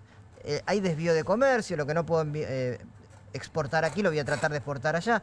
Va a haber una guerra de competencia de monedas, de devaluaciones. Es realmente muy peligroso. Carlos, la última. ¿Y esto cómo impacta la negociación con el fondo? No, no necesariamente tiene por qué impactar en la negociación con el fondo. O replanteo la pregunta. ¿Cómo debería el gobierno entender que puede impactar sobre su plan económico y eventualmente ahí aparece el acuerdo con el fondo? Lo que pasa es que vos sabés lo que yo pienso. Yo no creo que nos den el crédito es bueno para la Argentina. Creo que lo que va a hacer es empeorar la situación. Porque es así. Es probable que le permita al gobierno ganar tiempo en un objetivo de que no se le desemboque la crisis antes de las elecciones, de manera de poder transitar el periodo de acá a las elecciones. Entonces es como que estás con una enfermedad muy grave y te dan calmante para el dolor. Entonces, y el dolor te alivia, pero la enfermedad sigue su curso. Peor, te enfermas más porque la droga que tiene el remedio te agrava la situación, porque mayor endeudamiento son mayor cantidad de intereses, mayor cantidad de intereses es más ajuste, ¿no? Y mayores condicionamientos, porque cuando te dicen, bueno, está pendiente la reforma laboral y la reforma previsional, todas esas reformas son recorte de derechos, y recorte de derechos no nominales, recorte de derechos que tiene que ver con que la gente no se pueda jubilar, que si se jubila gane menos, que los trabajadores tengan menos derecho a enfermarse, menos derecho a una cantidad de cuestiones, que son todas las cuestiones que se dice que pertenecen a una legislación antigua y que hay que modernizarla, como si perder derechos fuera moderno, y es un disparate. Deberíamos estar transitando un camino a donde la tecnología, la ciencia, el desarrollo, lo que haga es aumentarle los derechos a la gente y no recortárselos. Carlos, gracias por haber venido. Gracias. Néstor, lo mismo, nos vemos mañana en la radio. Gracias, Pablo. Vamos a la pausa, nos ocupamos de los dos temas, yo diría, de los tres principales de hoy del mundo y de la Argentina, tema jueces de la Corte y este bombazo que metió Donald Trump a todo el mundo. Cuando volvamos vamos a hablar de lo que está pasando en la provincia de Buenos Aires con Cristina Fernández Kirchner y Axel Kicillof.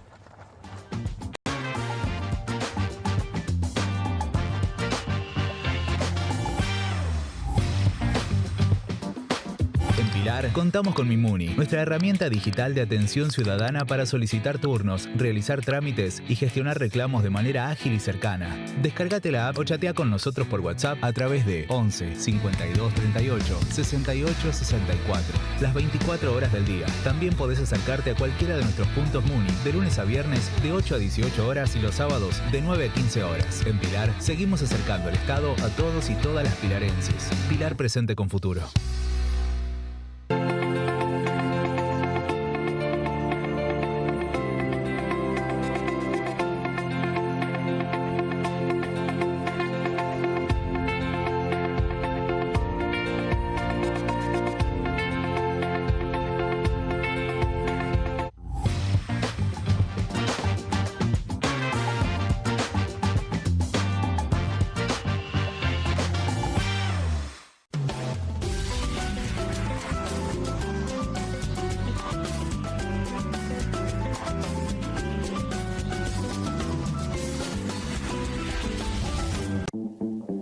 Llega la noche más picante de la televisión. Si atacan al periodismo, Perfil se pone bravo. Bravo TV.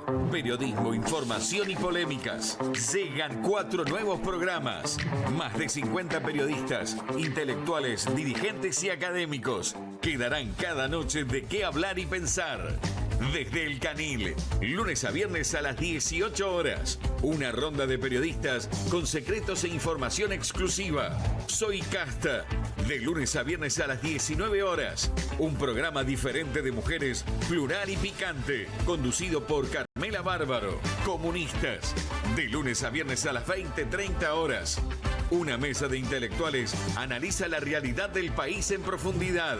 QR, de lunes a viernes a las 22 horas, con la conducción de Paulo Caruso y gran equipo. La síntesis del día para un público que valora el periodismo crítico. Bravo TV, lejos del poder, cerca de la gente. Con movimientos circulares. Tu rutina de skincare te debe traer muchos seguidores, pero este baño te los quita. Pero si yo ya limpié mi inodoro con Harpic. Sí, pero te falta el resto de las superficies. Necesitas el Harpic Baños. El rojo, que saca manchas difíciles, desinfecta y deja impecable tu baño. Para cualquier desafío que te dé el baño, nada mejor que Harpic. Tiene las nuevas Mogul Jelly Beans. Ah, vos querés las nuevas Mogul. Jelly Beans. Sí, las... Jelly Beans. Esas, me las das. Oh, Beauty. Nuevas Mogul Jelly Beans. Pedilas como quieras, pero probalas. Nueva Saladix extra picante. Posta, picarán más que las otras.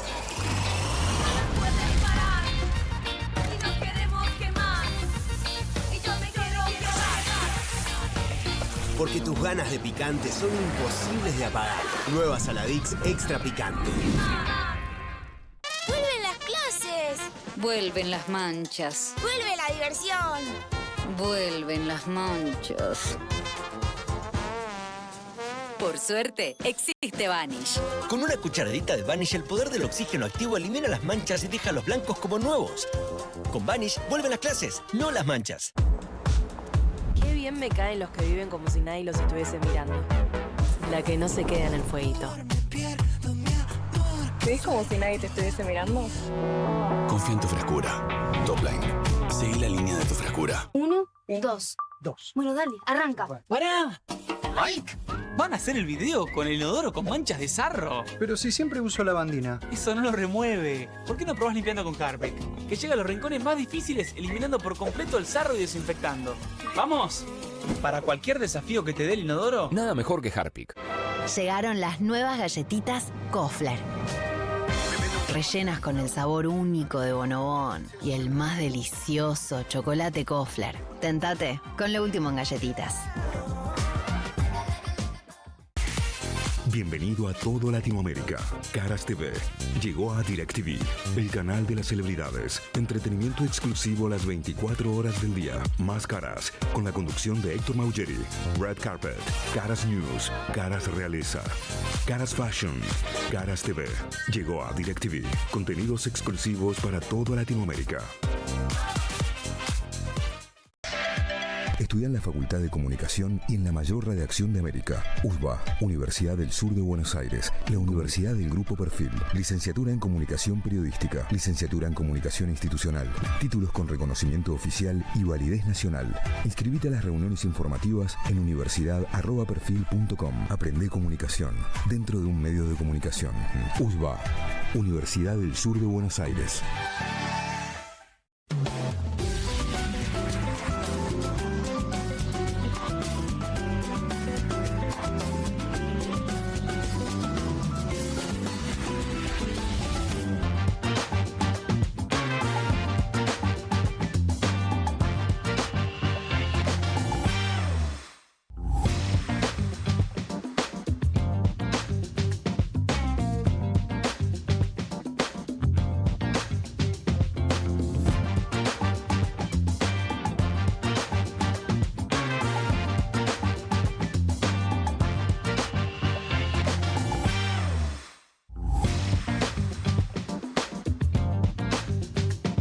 Muy bien, seguimos haciendo QR hasta las 12 de la noche en vivo por Bravo TV. Nos pueden ver también a través del canal de YouTube de Bravo TV. Allí, por supuesto, también nuestro stream, nuestra transmisión vía online.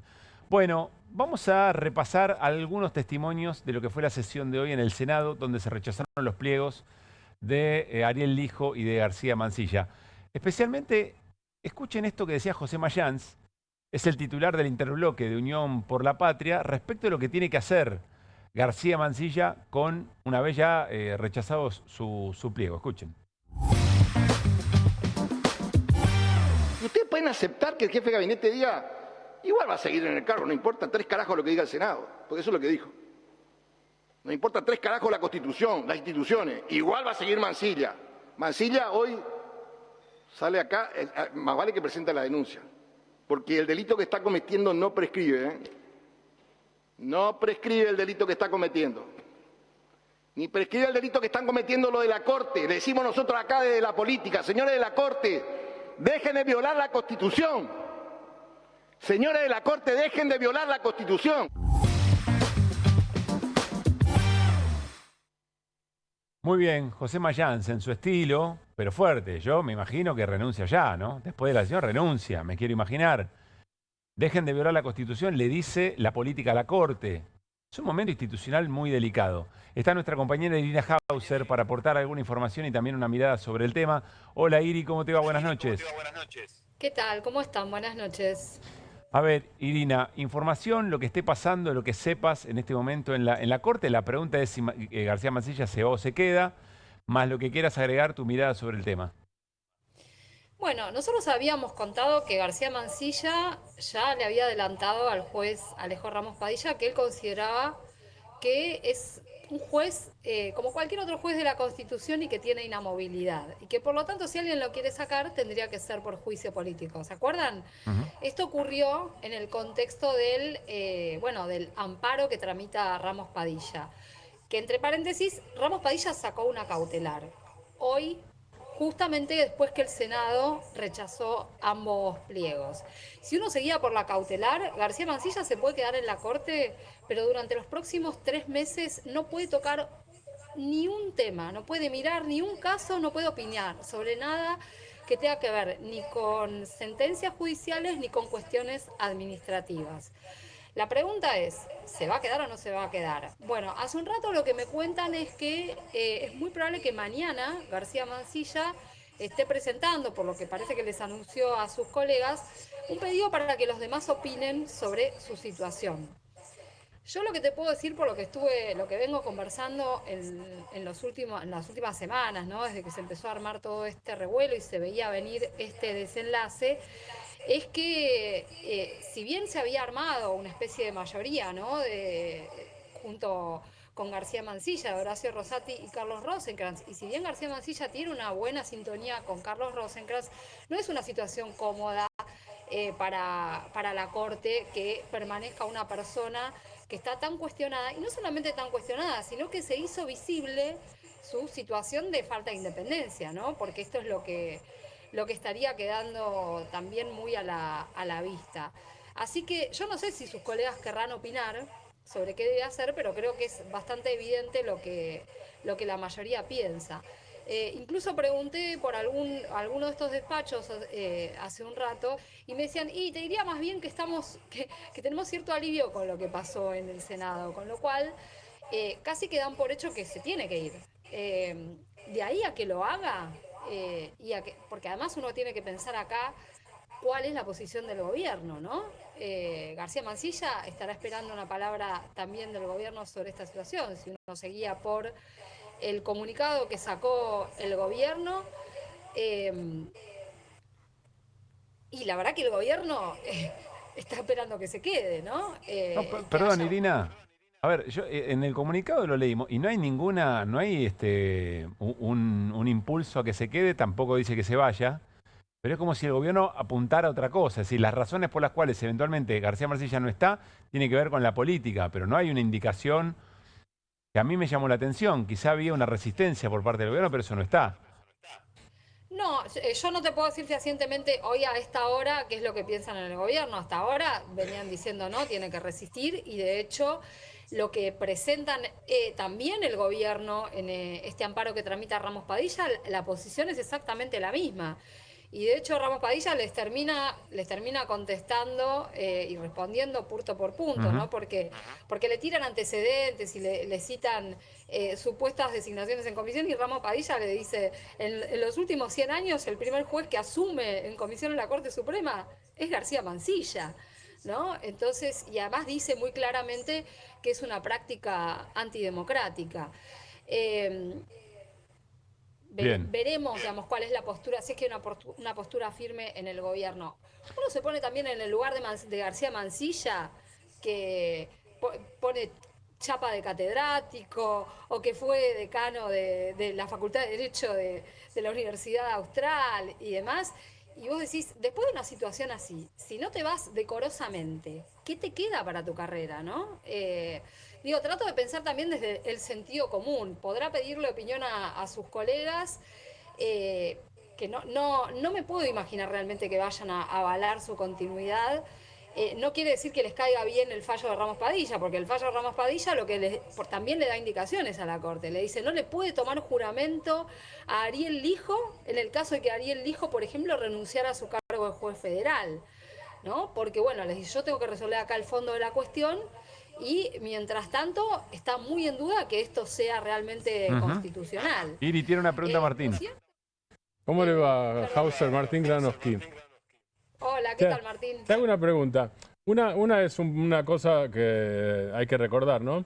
A García Mansilla, según cuenta el propio García Mansilla, quien le ofrece el cargo es Santiago Caputo.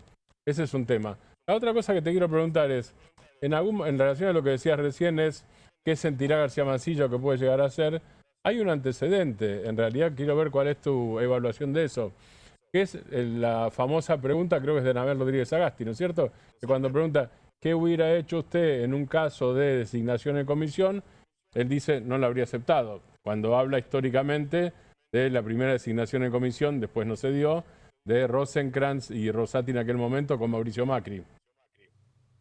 Bueno, no lo dijo una vez, lo dijo 3 veces en la misma audiencia, ¿no?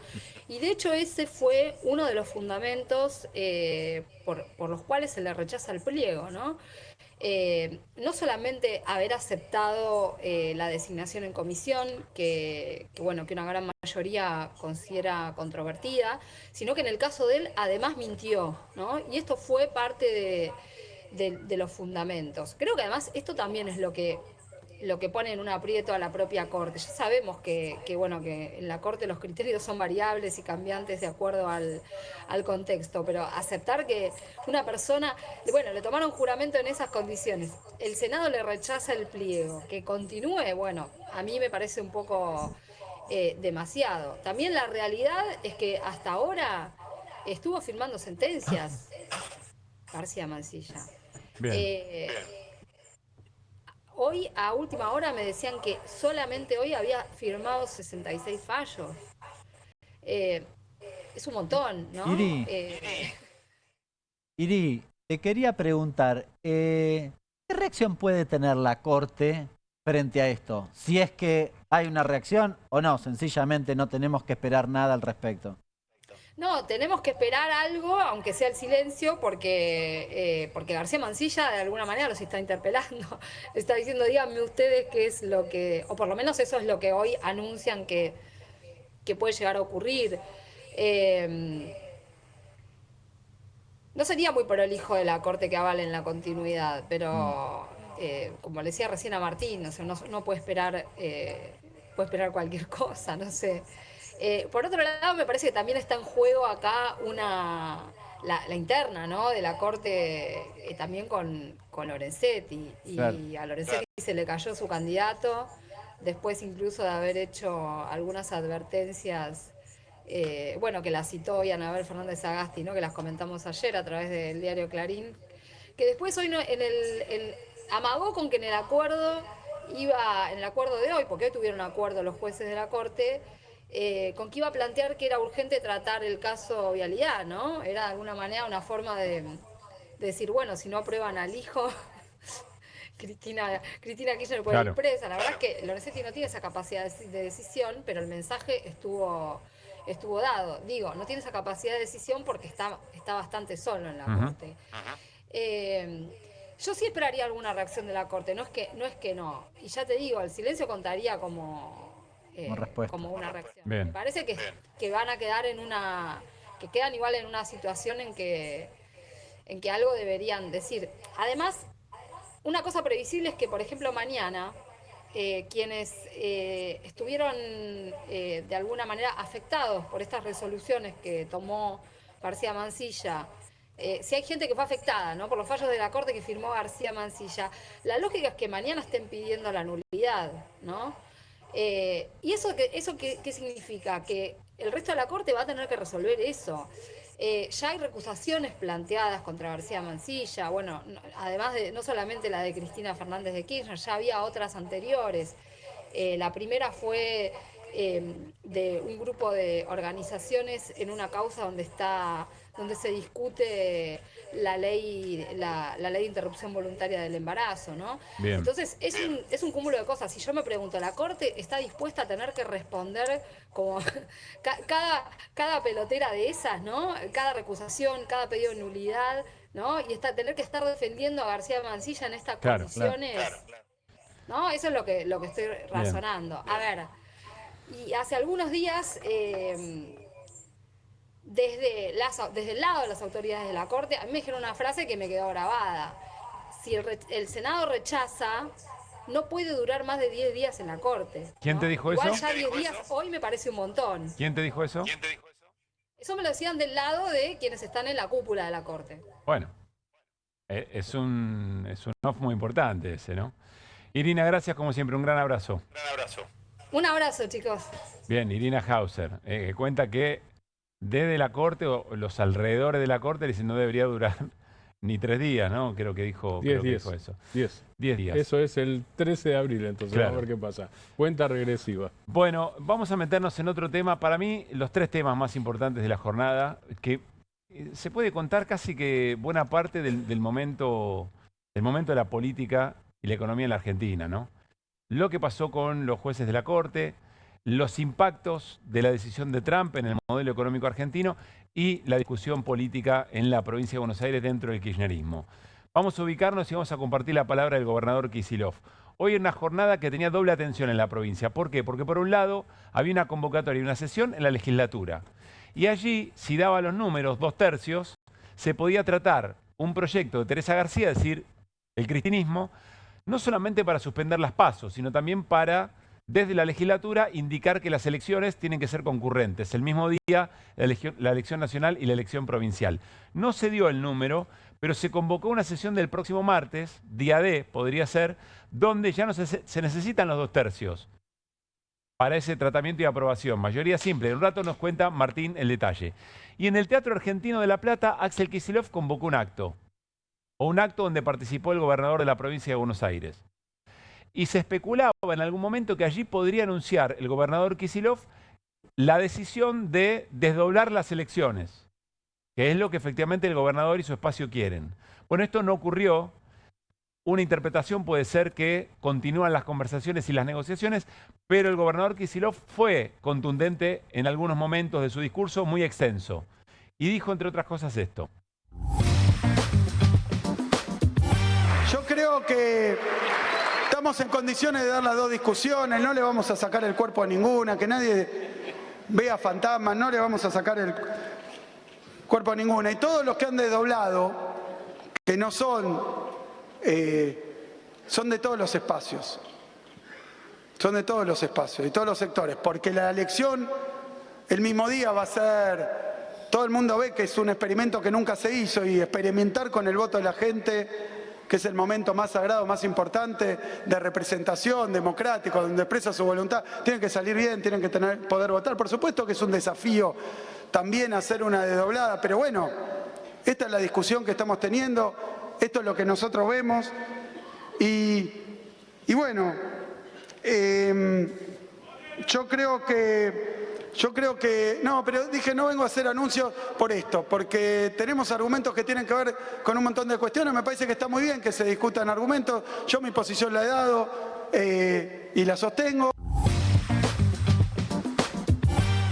Bien, allí la palabra del gobernador, si no le vamos a sacar el cuerpo a la discusión, sigue planteando problemas de logística y que eso afectaría el derecho de la ciudadanía bonaerense a ejercer el voto. Después vamos a ver qué es lo que dicen desde el lado de Cristina con una carta abierta a la militancia que ahora vamos a repasar. Martín. Después de esto que vimos recién viene otra frase que yo voy a leer textualmente, porque así la dijo Kicillof, que es el gobernador, acá está, textual. Una solución posible es votar en 2 días distintos. Esto es lo que dice después de esto que acabamos de escuchar. Vamos a escuchar eso. Enseguida la palabra del gobernador Kicillof con esto que plantea Martín, dice que habla abierta y pero no dice explícitamente pero, ojo, que es claro, una solución posible. Pero hay un pero ahí que tiene que ver con lo que vos decías antes. Yo nunca me anticipé porque yo no lo sabía y yo lo dije varias veces acá. Cada vez que me preguntaron si Kicillof va a desdoblar, yo no sé si tiene la decisión y no sé si lo va a hacer. Yo no tengo esa información. Tampoco la contraria. Lo que digo es, la frase textual de hoy, cuando había especulación según la cual iban a desdoblar, fue, ¿la tenemos? Vamos a escucharla. A ver. Cuando Milei saca la boleta única en papel, consigue que se la aprueben, lo primero que dije, nos está llevando un caos electoral, un desastre, porque ¿a quién? Primero que si la gente hace colas, como pasó en la ciudad de Buenos Aires, pero no importa, si no puede votar, perdemos todo, pierde la democracia. Entonces, ¿cómo se puede garantizar que la gente pueda votar? Bueno, una solución posible es en 2 días distintos.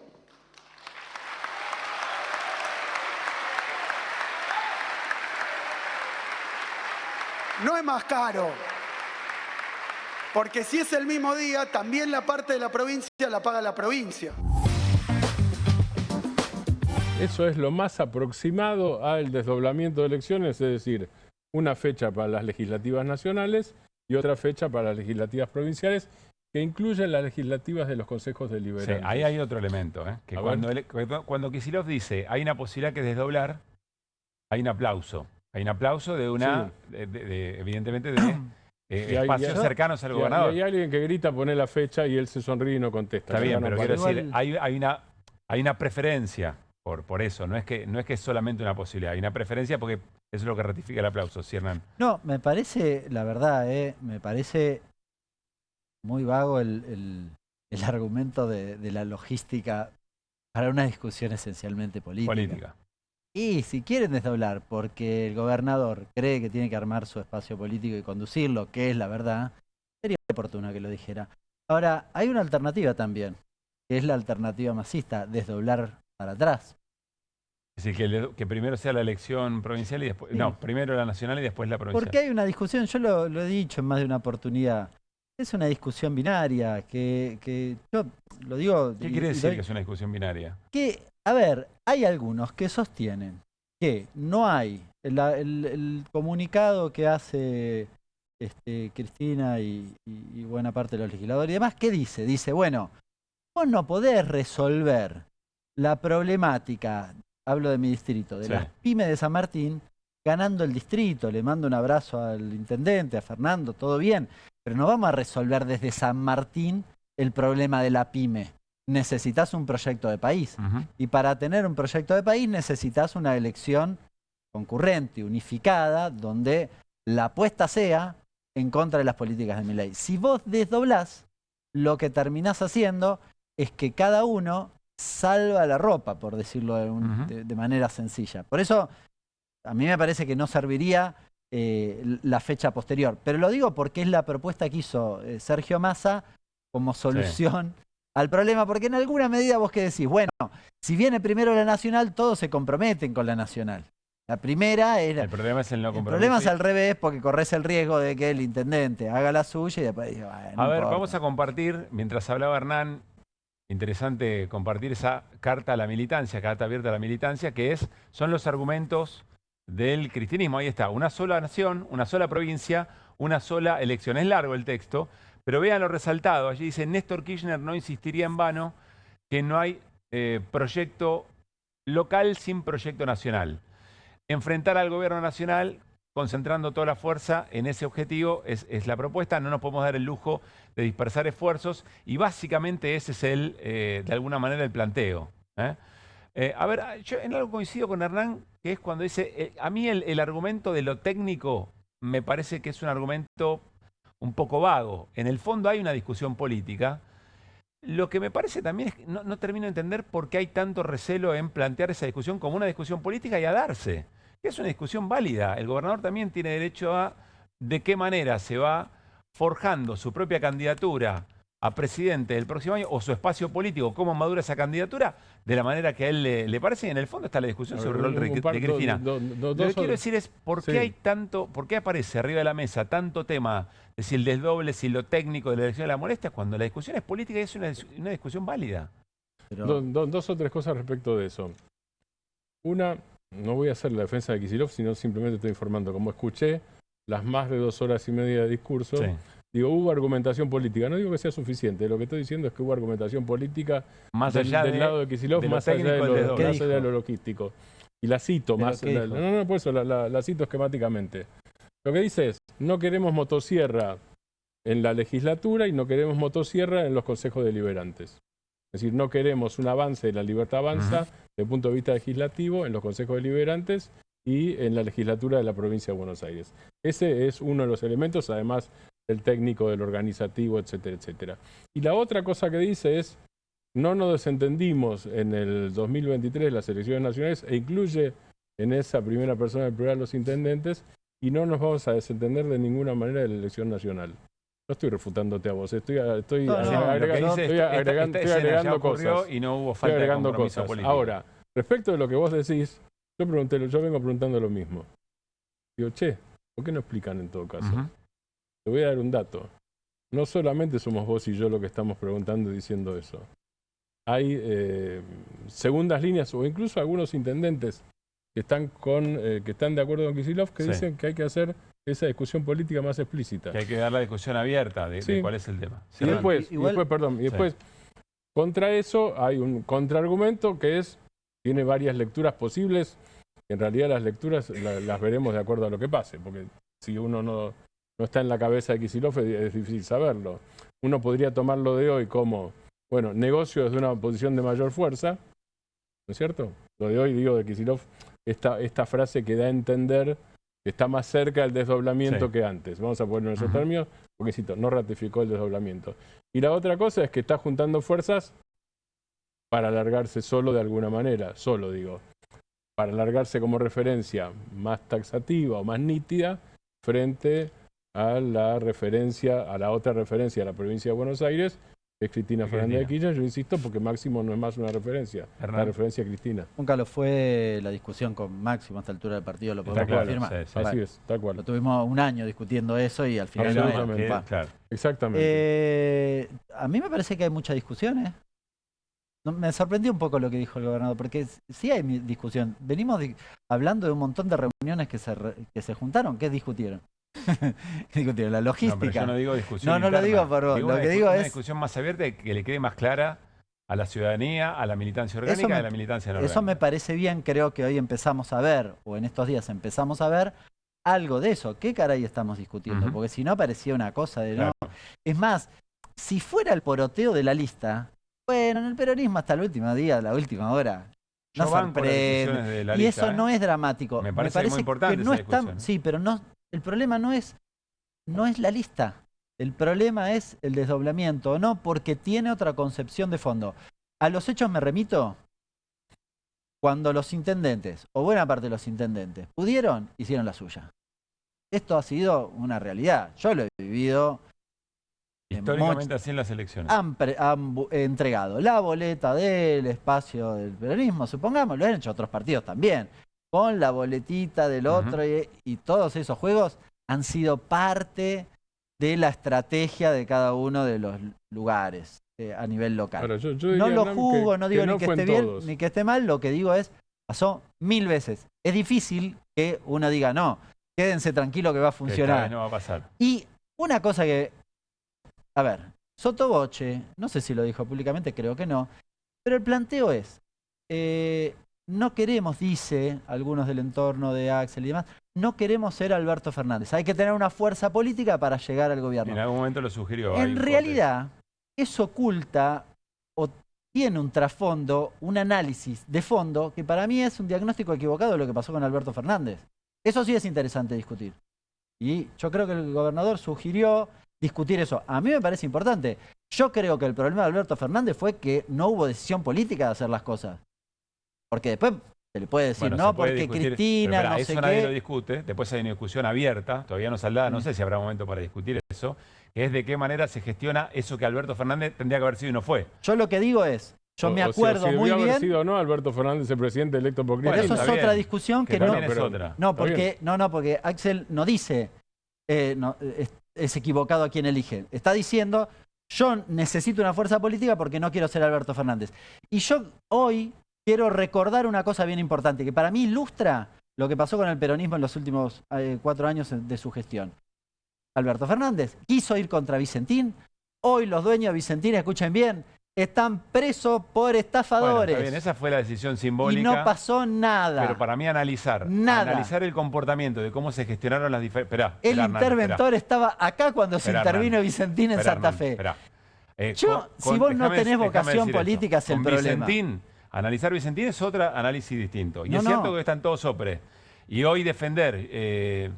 ¿Cómo era la consigna? Todos somos Vicentín. Me encantaría preguntarle a todo eso que salieron a decir eso. Eso por un lado. Que salió en Santa Fe, decís vos. Por otra parte, si analizás a Alberto Fernández por ese caso, listo, no tiene solución. Acá el análisis ya a esta altura es cuál fue la gestión de ese conflicto. Si la gestión de todo ese conflicto, de lo que Alberto Fernández debería haber hecho y no hizo, me parece que es mucho más interesante. Pero para graficar lo que plantea Hernán, creo que tenemos la pieza 12, que es... No dice eso, pero dice algo parecido, es decir, remite a la gestión interna de las diferencias y entonces dice el gobernador, cuidado porque esto me puede estar pasando a mí, mirá. Logramos la unidad nos llevó un frente, ese frente electoralmente le fue muy bien, ganamos las elecciones, obviamente con un esfuerzo, con una generosidad de los sectores, de Cristina, de todos los sectores, bueno, se logró eso. Y después no pudimos gobernar con ese con ese sistema. Teníamos, recordarán ustedes, en el propio gobierno había posiciones distintas, no tenía unidad del propio gobierno. No sé qué unidad. La unidad es esa. La unidad es esa. No es solo una unidad de un frente electoral para ganar las elecciones, es después la unidad de una coalición de gobierno. Reconozcamos que es una coalición de gobierno porque hay sectores distintos, con matices distintos, con posiciones distintas, pero tiene que haber un funcionamiento armónico, un funcionamiento coordinado. No puede ser que uno haga una cosa, otro haga otra, que al presidente no le interese porque ese era otro problema, como ocurrió. Bueno, varias cosas de esas. Y no me quiero poner porque todos sabemos de lo que estamos hablando. A ver, Kicillof está utilizando, como decía Hernán, la experiencia del gobierno de Alberto Fernández para decir, che, cuidado, no repitamos ese esquema. Más allá de las posiciones, y ya te escucho, Martín, a mí me parece que esto se acerca más a lo que hay que discutir. Claro. Esto se acerca un poco más al debate político esperable, claro, profundo de un espacio, ¿sí, Martín? Totalmente. Porque esto tiene que ver con... traducción de lo que dice Kicillof. Yo no quiero repetir el síndrome Chirolita. Bien. Alberto Fernández en realidad no fue Chirolita. No sé si Chirolita lo que está diciendo es no quiero que las discusiones internas terminen... Las dos cosas. Boicoteando un gobierno. Las dos cosas. Porque en algún momento... Él y Carlos Bianco, junto las cosas, a juntar esto con otra cosa, sí, desde hace unos meses, dijo, es mala experiencia cuando quien preside el país, en el caso de un gobierno peronista, no es al mismo tiempo el jefe político del peronismo. Yo junto las dos cosas porque voy hilando cosas, porque voy tratando de reconstruir la información, reconstruyendo el hilo. Lo que Kicillof hace hoy es cuidarse de no decir Cristina, no nos engañemos, eso es lo que está haciendo, claramente. Entonces, ¿qué es lo que dice? ¿Cuál fue la mala gestión de la coalición? ¿O por qué la coalición no funcionó? Porque no funcionaron Alberto y Cristina. Ni siquiera entra en lo que yo dije de la decisión, si estuvo bien la decisión o no, si era correcta o no, la decisión de Cristina de elegir a Alberto. No funcionaron. Bien, después habría que hacer libro de historia, seminarios o programa de televisión, porque es apasionante. No, yo si quieren, no lo digo para ustedes, lo digo, si quieren que inventen ese discurso. Perdonen, con todo respeto, me parece una huevada fenomenal. Si alguien cree... ¿Qué cosa es una huevada? Que el problema de la gestión anterior fue que Cristina no lo dejó, lo digo sin tapujos, que Cristina no lo dejó gobernar a Alberto. En serio, yo cuento... Yo no estoy escuchando eso. Lo acaba de decir el gobernador. No, yo no escuché eso. Sí, dijo eso. No dijo eso. Yo escuché, a ver, que arriba de la mesa que no se gestionaron políticamente las diferencias. Mira, yo les cuento, ustedes lo saben, la gente que nos está viendo probablemente también. Yo iba a ser secretario de Comercio. ¿Saben por qué no fui secretario de Comercio? Porque mi programa, el que habíamos propuesto, era muy duro. Entonces, para mi forma de ver, la decisión política antecede a todo. El problema de la gestión anterior fue que no tuvo decisión política para nada. El ejemplo de Vicentín no era por un ejemplo paradigmático, porque sí. Era un ejemplo donde no hubo decisión política. Un poco más allá, y en el ejemplo de... Yo pregunto, en el ejemplo de Vicentín, ¿Cristina estaba en contra? ¿Alguien estaba en contra? El gobernador de Santa Fe estaba en contra. Agarremos lo que planteas de vos, tu candidatura o tu propuesta de ser secretario de Comercio. No hay, porque tu proyecto es muy duro. Tenés una diferencia muy clara. Tenés una diferencia que conspira contra la idea de lo que tendría que haber sido el propio gobierno y vaya uno a saber qué se habló y qué no se habló. Sí. Tenés esa diferencia arriba de la mesa, ahí te aparece otro problema. Ya el problema no es si hay convicción para llevar adelante, por ejemplo, tu secretaría o el nombramiento o la avanzada contra Vicentín. Ahí el problema es que haces con eso. Pero entonces no ahí es el problema un problema es que haces con esa diferencia. Pero entonces, a ver, vuelvo a lo del gobernador. Que entonces, es un poco acá. Acá nadie niega que haya diferencia. Está entonces, claro. El problema es cómo las están gestionando. Pero entonces el gobernador no es que necesite una fuerza política porque si no la cosa no funciona. Necesita otra cosa. Bien, ¿estamos de acuerdo? Yo lo que escucho en lo que necesita otra cosa. No sé qué es otra cosa. Yo lo que escucho acá es un reclamo sobre cómo hacer un esfuerzo por ponerse de acuerdo con los demás. Bueno, yo estoy escuchando que hay un reclamo sobre cómo gestionar esas diferencias y me parece saludable el debate. Por eso digo, esto que empieza a pasar ahora, creo que debería haber pasado antes.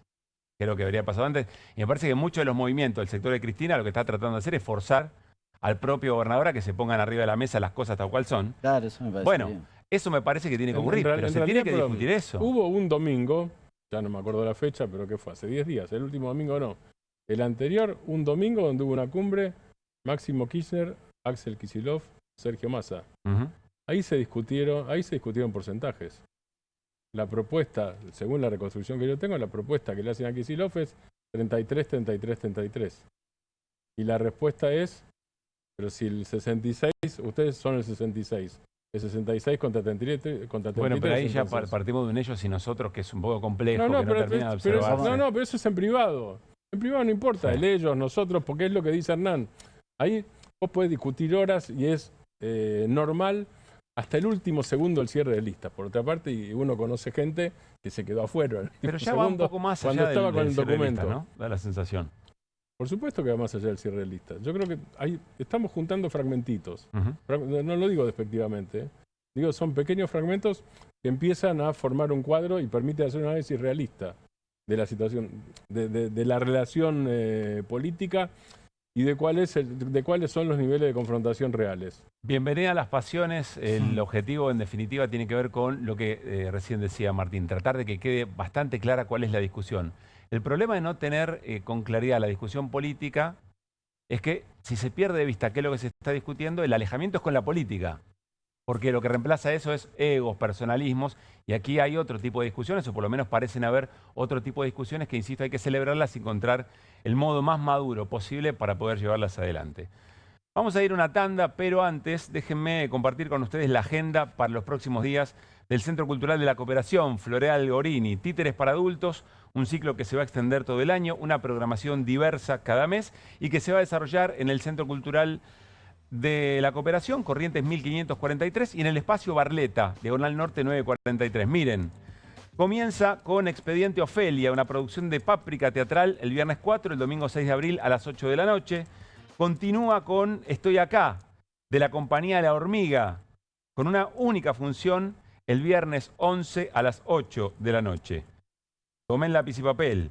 Para terminar el mes se presenta El Procedimiento, de la compañía Teatro de Ilusiones Animadas, el sábado 26 de abril a las 8 de la noche en la sala Raúl González Tuñón, también del Centro Cultural de la Cooperación. Y además, todos los domingos de abril a las 7:30 de la tarde se presenta El Sentido de las Cosas, con Víctor Laplace y Gastón Ricaud, y La Vis Cómica de Mauricio Cartún, grande Mauricio, todos los sábados 7:30 de la tarde.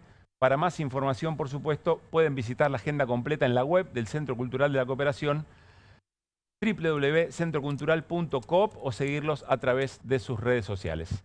Tanda y ya estamos hacia el final de QR. Dale.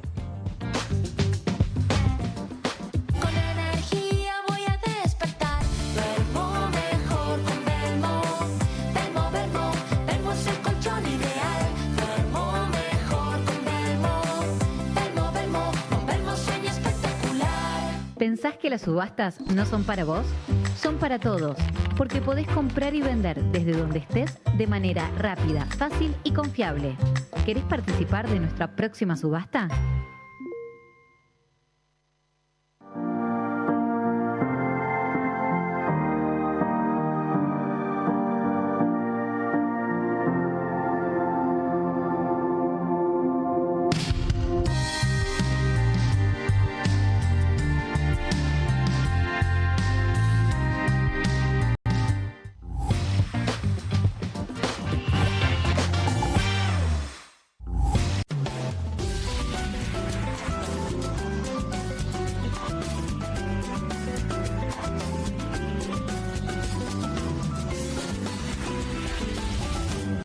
Editorial Planeta presenta Fontevecchia vs. Milei, el nuevo libro de Jorge Fontevecchia.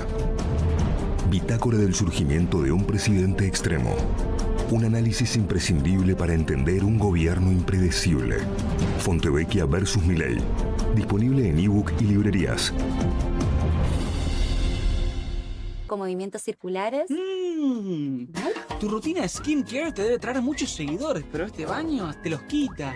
Pero si yo ya limpié mi inodoro con Harpic. Sí, pero te falta el resto de las superficies. Necesitas el Harpic Baños. El rojo, que saca manchas difíciles, desinfecta y deja impecable tu baño. Para cualquier desafío que te dé el baño, nada mejor que Harpic. Qué bien me caen los que viven como si nadie los estuviese mirando. La que no se queda en el fueguito. ¿Ves como si nadie te estuviese mirando? Confía en tu frescura. Topline. Seguí la línea de tu frescura. Nueva Saladix extra picante. Posta, picarán más que las otras.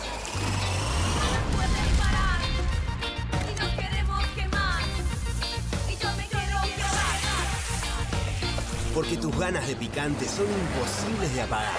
Nueva Saladix Extra Picante. ¡Vuelven las clases! Vuelven las manchas. ¡Vuelve la diversión! Vuelven las manchas. Por suerte, existe Vanish. Con una cucharadita de Vanish, el poder del oxígeno activo elimina las manchas y deja los blancos como nuevos. Con Vanish, vuelven las clases, no las manchas. Buenas. Buenas. ¿Tiene las nuevas Mogul Jerry Beans? ¿La qué? Las Billie Jeans. Crujientes por fuera, blanditas por dentro. 5 sabores. Ah, vos querés las nuevas Mogul. Jelly Beans. Sí, las... Jelly Beans. ¿Jelly Beans? Jelly Beans. Jelly Beans. Esas. Me las das. Obviously. Pedirás como quieras, pero probar. Nuevas Mogul Jelly Beans. Pedilas como quieras, pero probalas. 1, 2. Bueno, dale, arranca. ¡Pará! ¡Ay! ¿Van a hacer el video con el inodoro con manchas de sarro? Pero si siempre uso lavandina. Eso no lo remueve. ¿Por qué no probás limpiando con Harpic? Que llega a los rincones más difíciles, eliminando por completo el sarro y desinfectando. ¡Vamos! Para cualquier desafío que te dé el inodoro, nada mejor que Harpic. Este 8 de abril llega el Calamaro Day de Olga a Telecentro. Disfruta este evento en vivo en el canal 1065 y las veces que quieras y en todo el país en T-Play. Un homenaje al salmón, con la participación de reconocidos artistas. Telecentro, conectando con vos. Bienvenido a todo Latinoamérica. Caras TV llegó a DirecTV, el canal de las celebridades. Entretenimiento exclusivo las 24 horas del día. Más Caras, con la conducción de Héctor Maugeri. Red Carpet, Caras News, Caras Realeza, Caras Fashion, Caras TV. Llegó a DirecTV. Contenidos exclusivos para toda Latinoamérica. Estudia en la Facultad de Comunicación y en la mayor redacción de América. USBA, Universidad del Sur de Buenos Aires. La Universidad del Grupo Perfil. Licenciatura en Comunicación Periodística. Licenciatura en Comunicación Institucional. Títulos con reconocimiento oficial y validez nacional. Inscribite a las reuniones informativas en universidad@perfil.com. Aprende comunicación dentro de un medio de comunicación. USBA, Universidad del Sur de Buenos Aires. Llega la noche más picante de la televisión. Si atacan al periodismo, Perfil se pone bravo. Bravo TV. Periodismo, información y polémicas. Llegan 4 nuevos programas. Más de 50 periodistas, intelectuales, dirigentes y académicos que darán cada noche de qué hablar y pensar. Desde El Canil, lunes a viernes a las 18 horas. Una ronda de periodistas con secretos e información exclusiva. Soy Casta, de lunes a viernes a las 19 horas. Un programa diferente de mujeres, plural y picante, conducido por Carmela Bárbaro. Comunistas, de lunes a viernes a las 20:30 horas. Una mesa de intelectuales analiza la realidad del país en profundidad. QR, de lunes a viernes a las 22 horas, con la conducción de Paulo Caruso y gran equipo. La síntesis del día para un público que valora el periodismo crítico. Bravo TV, lejos del poder, cerca de la gente.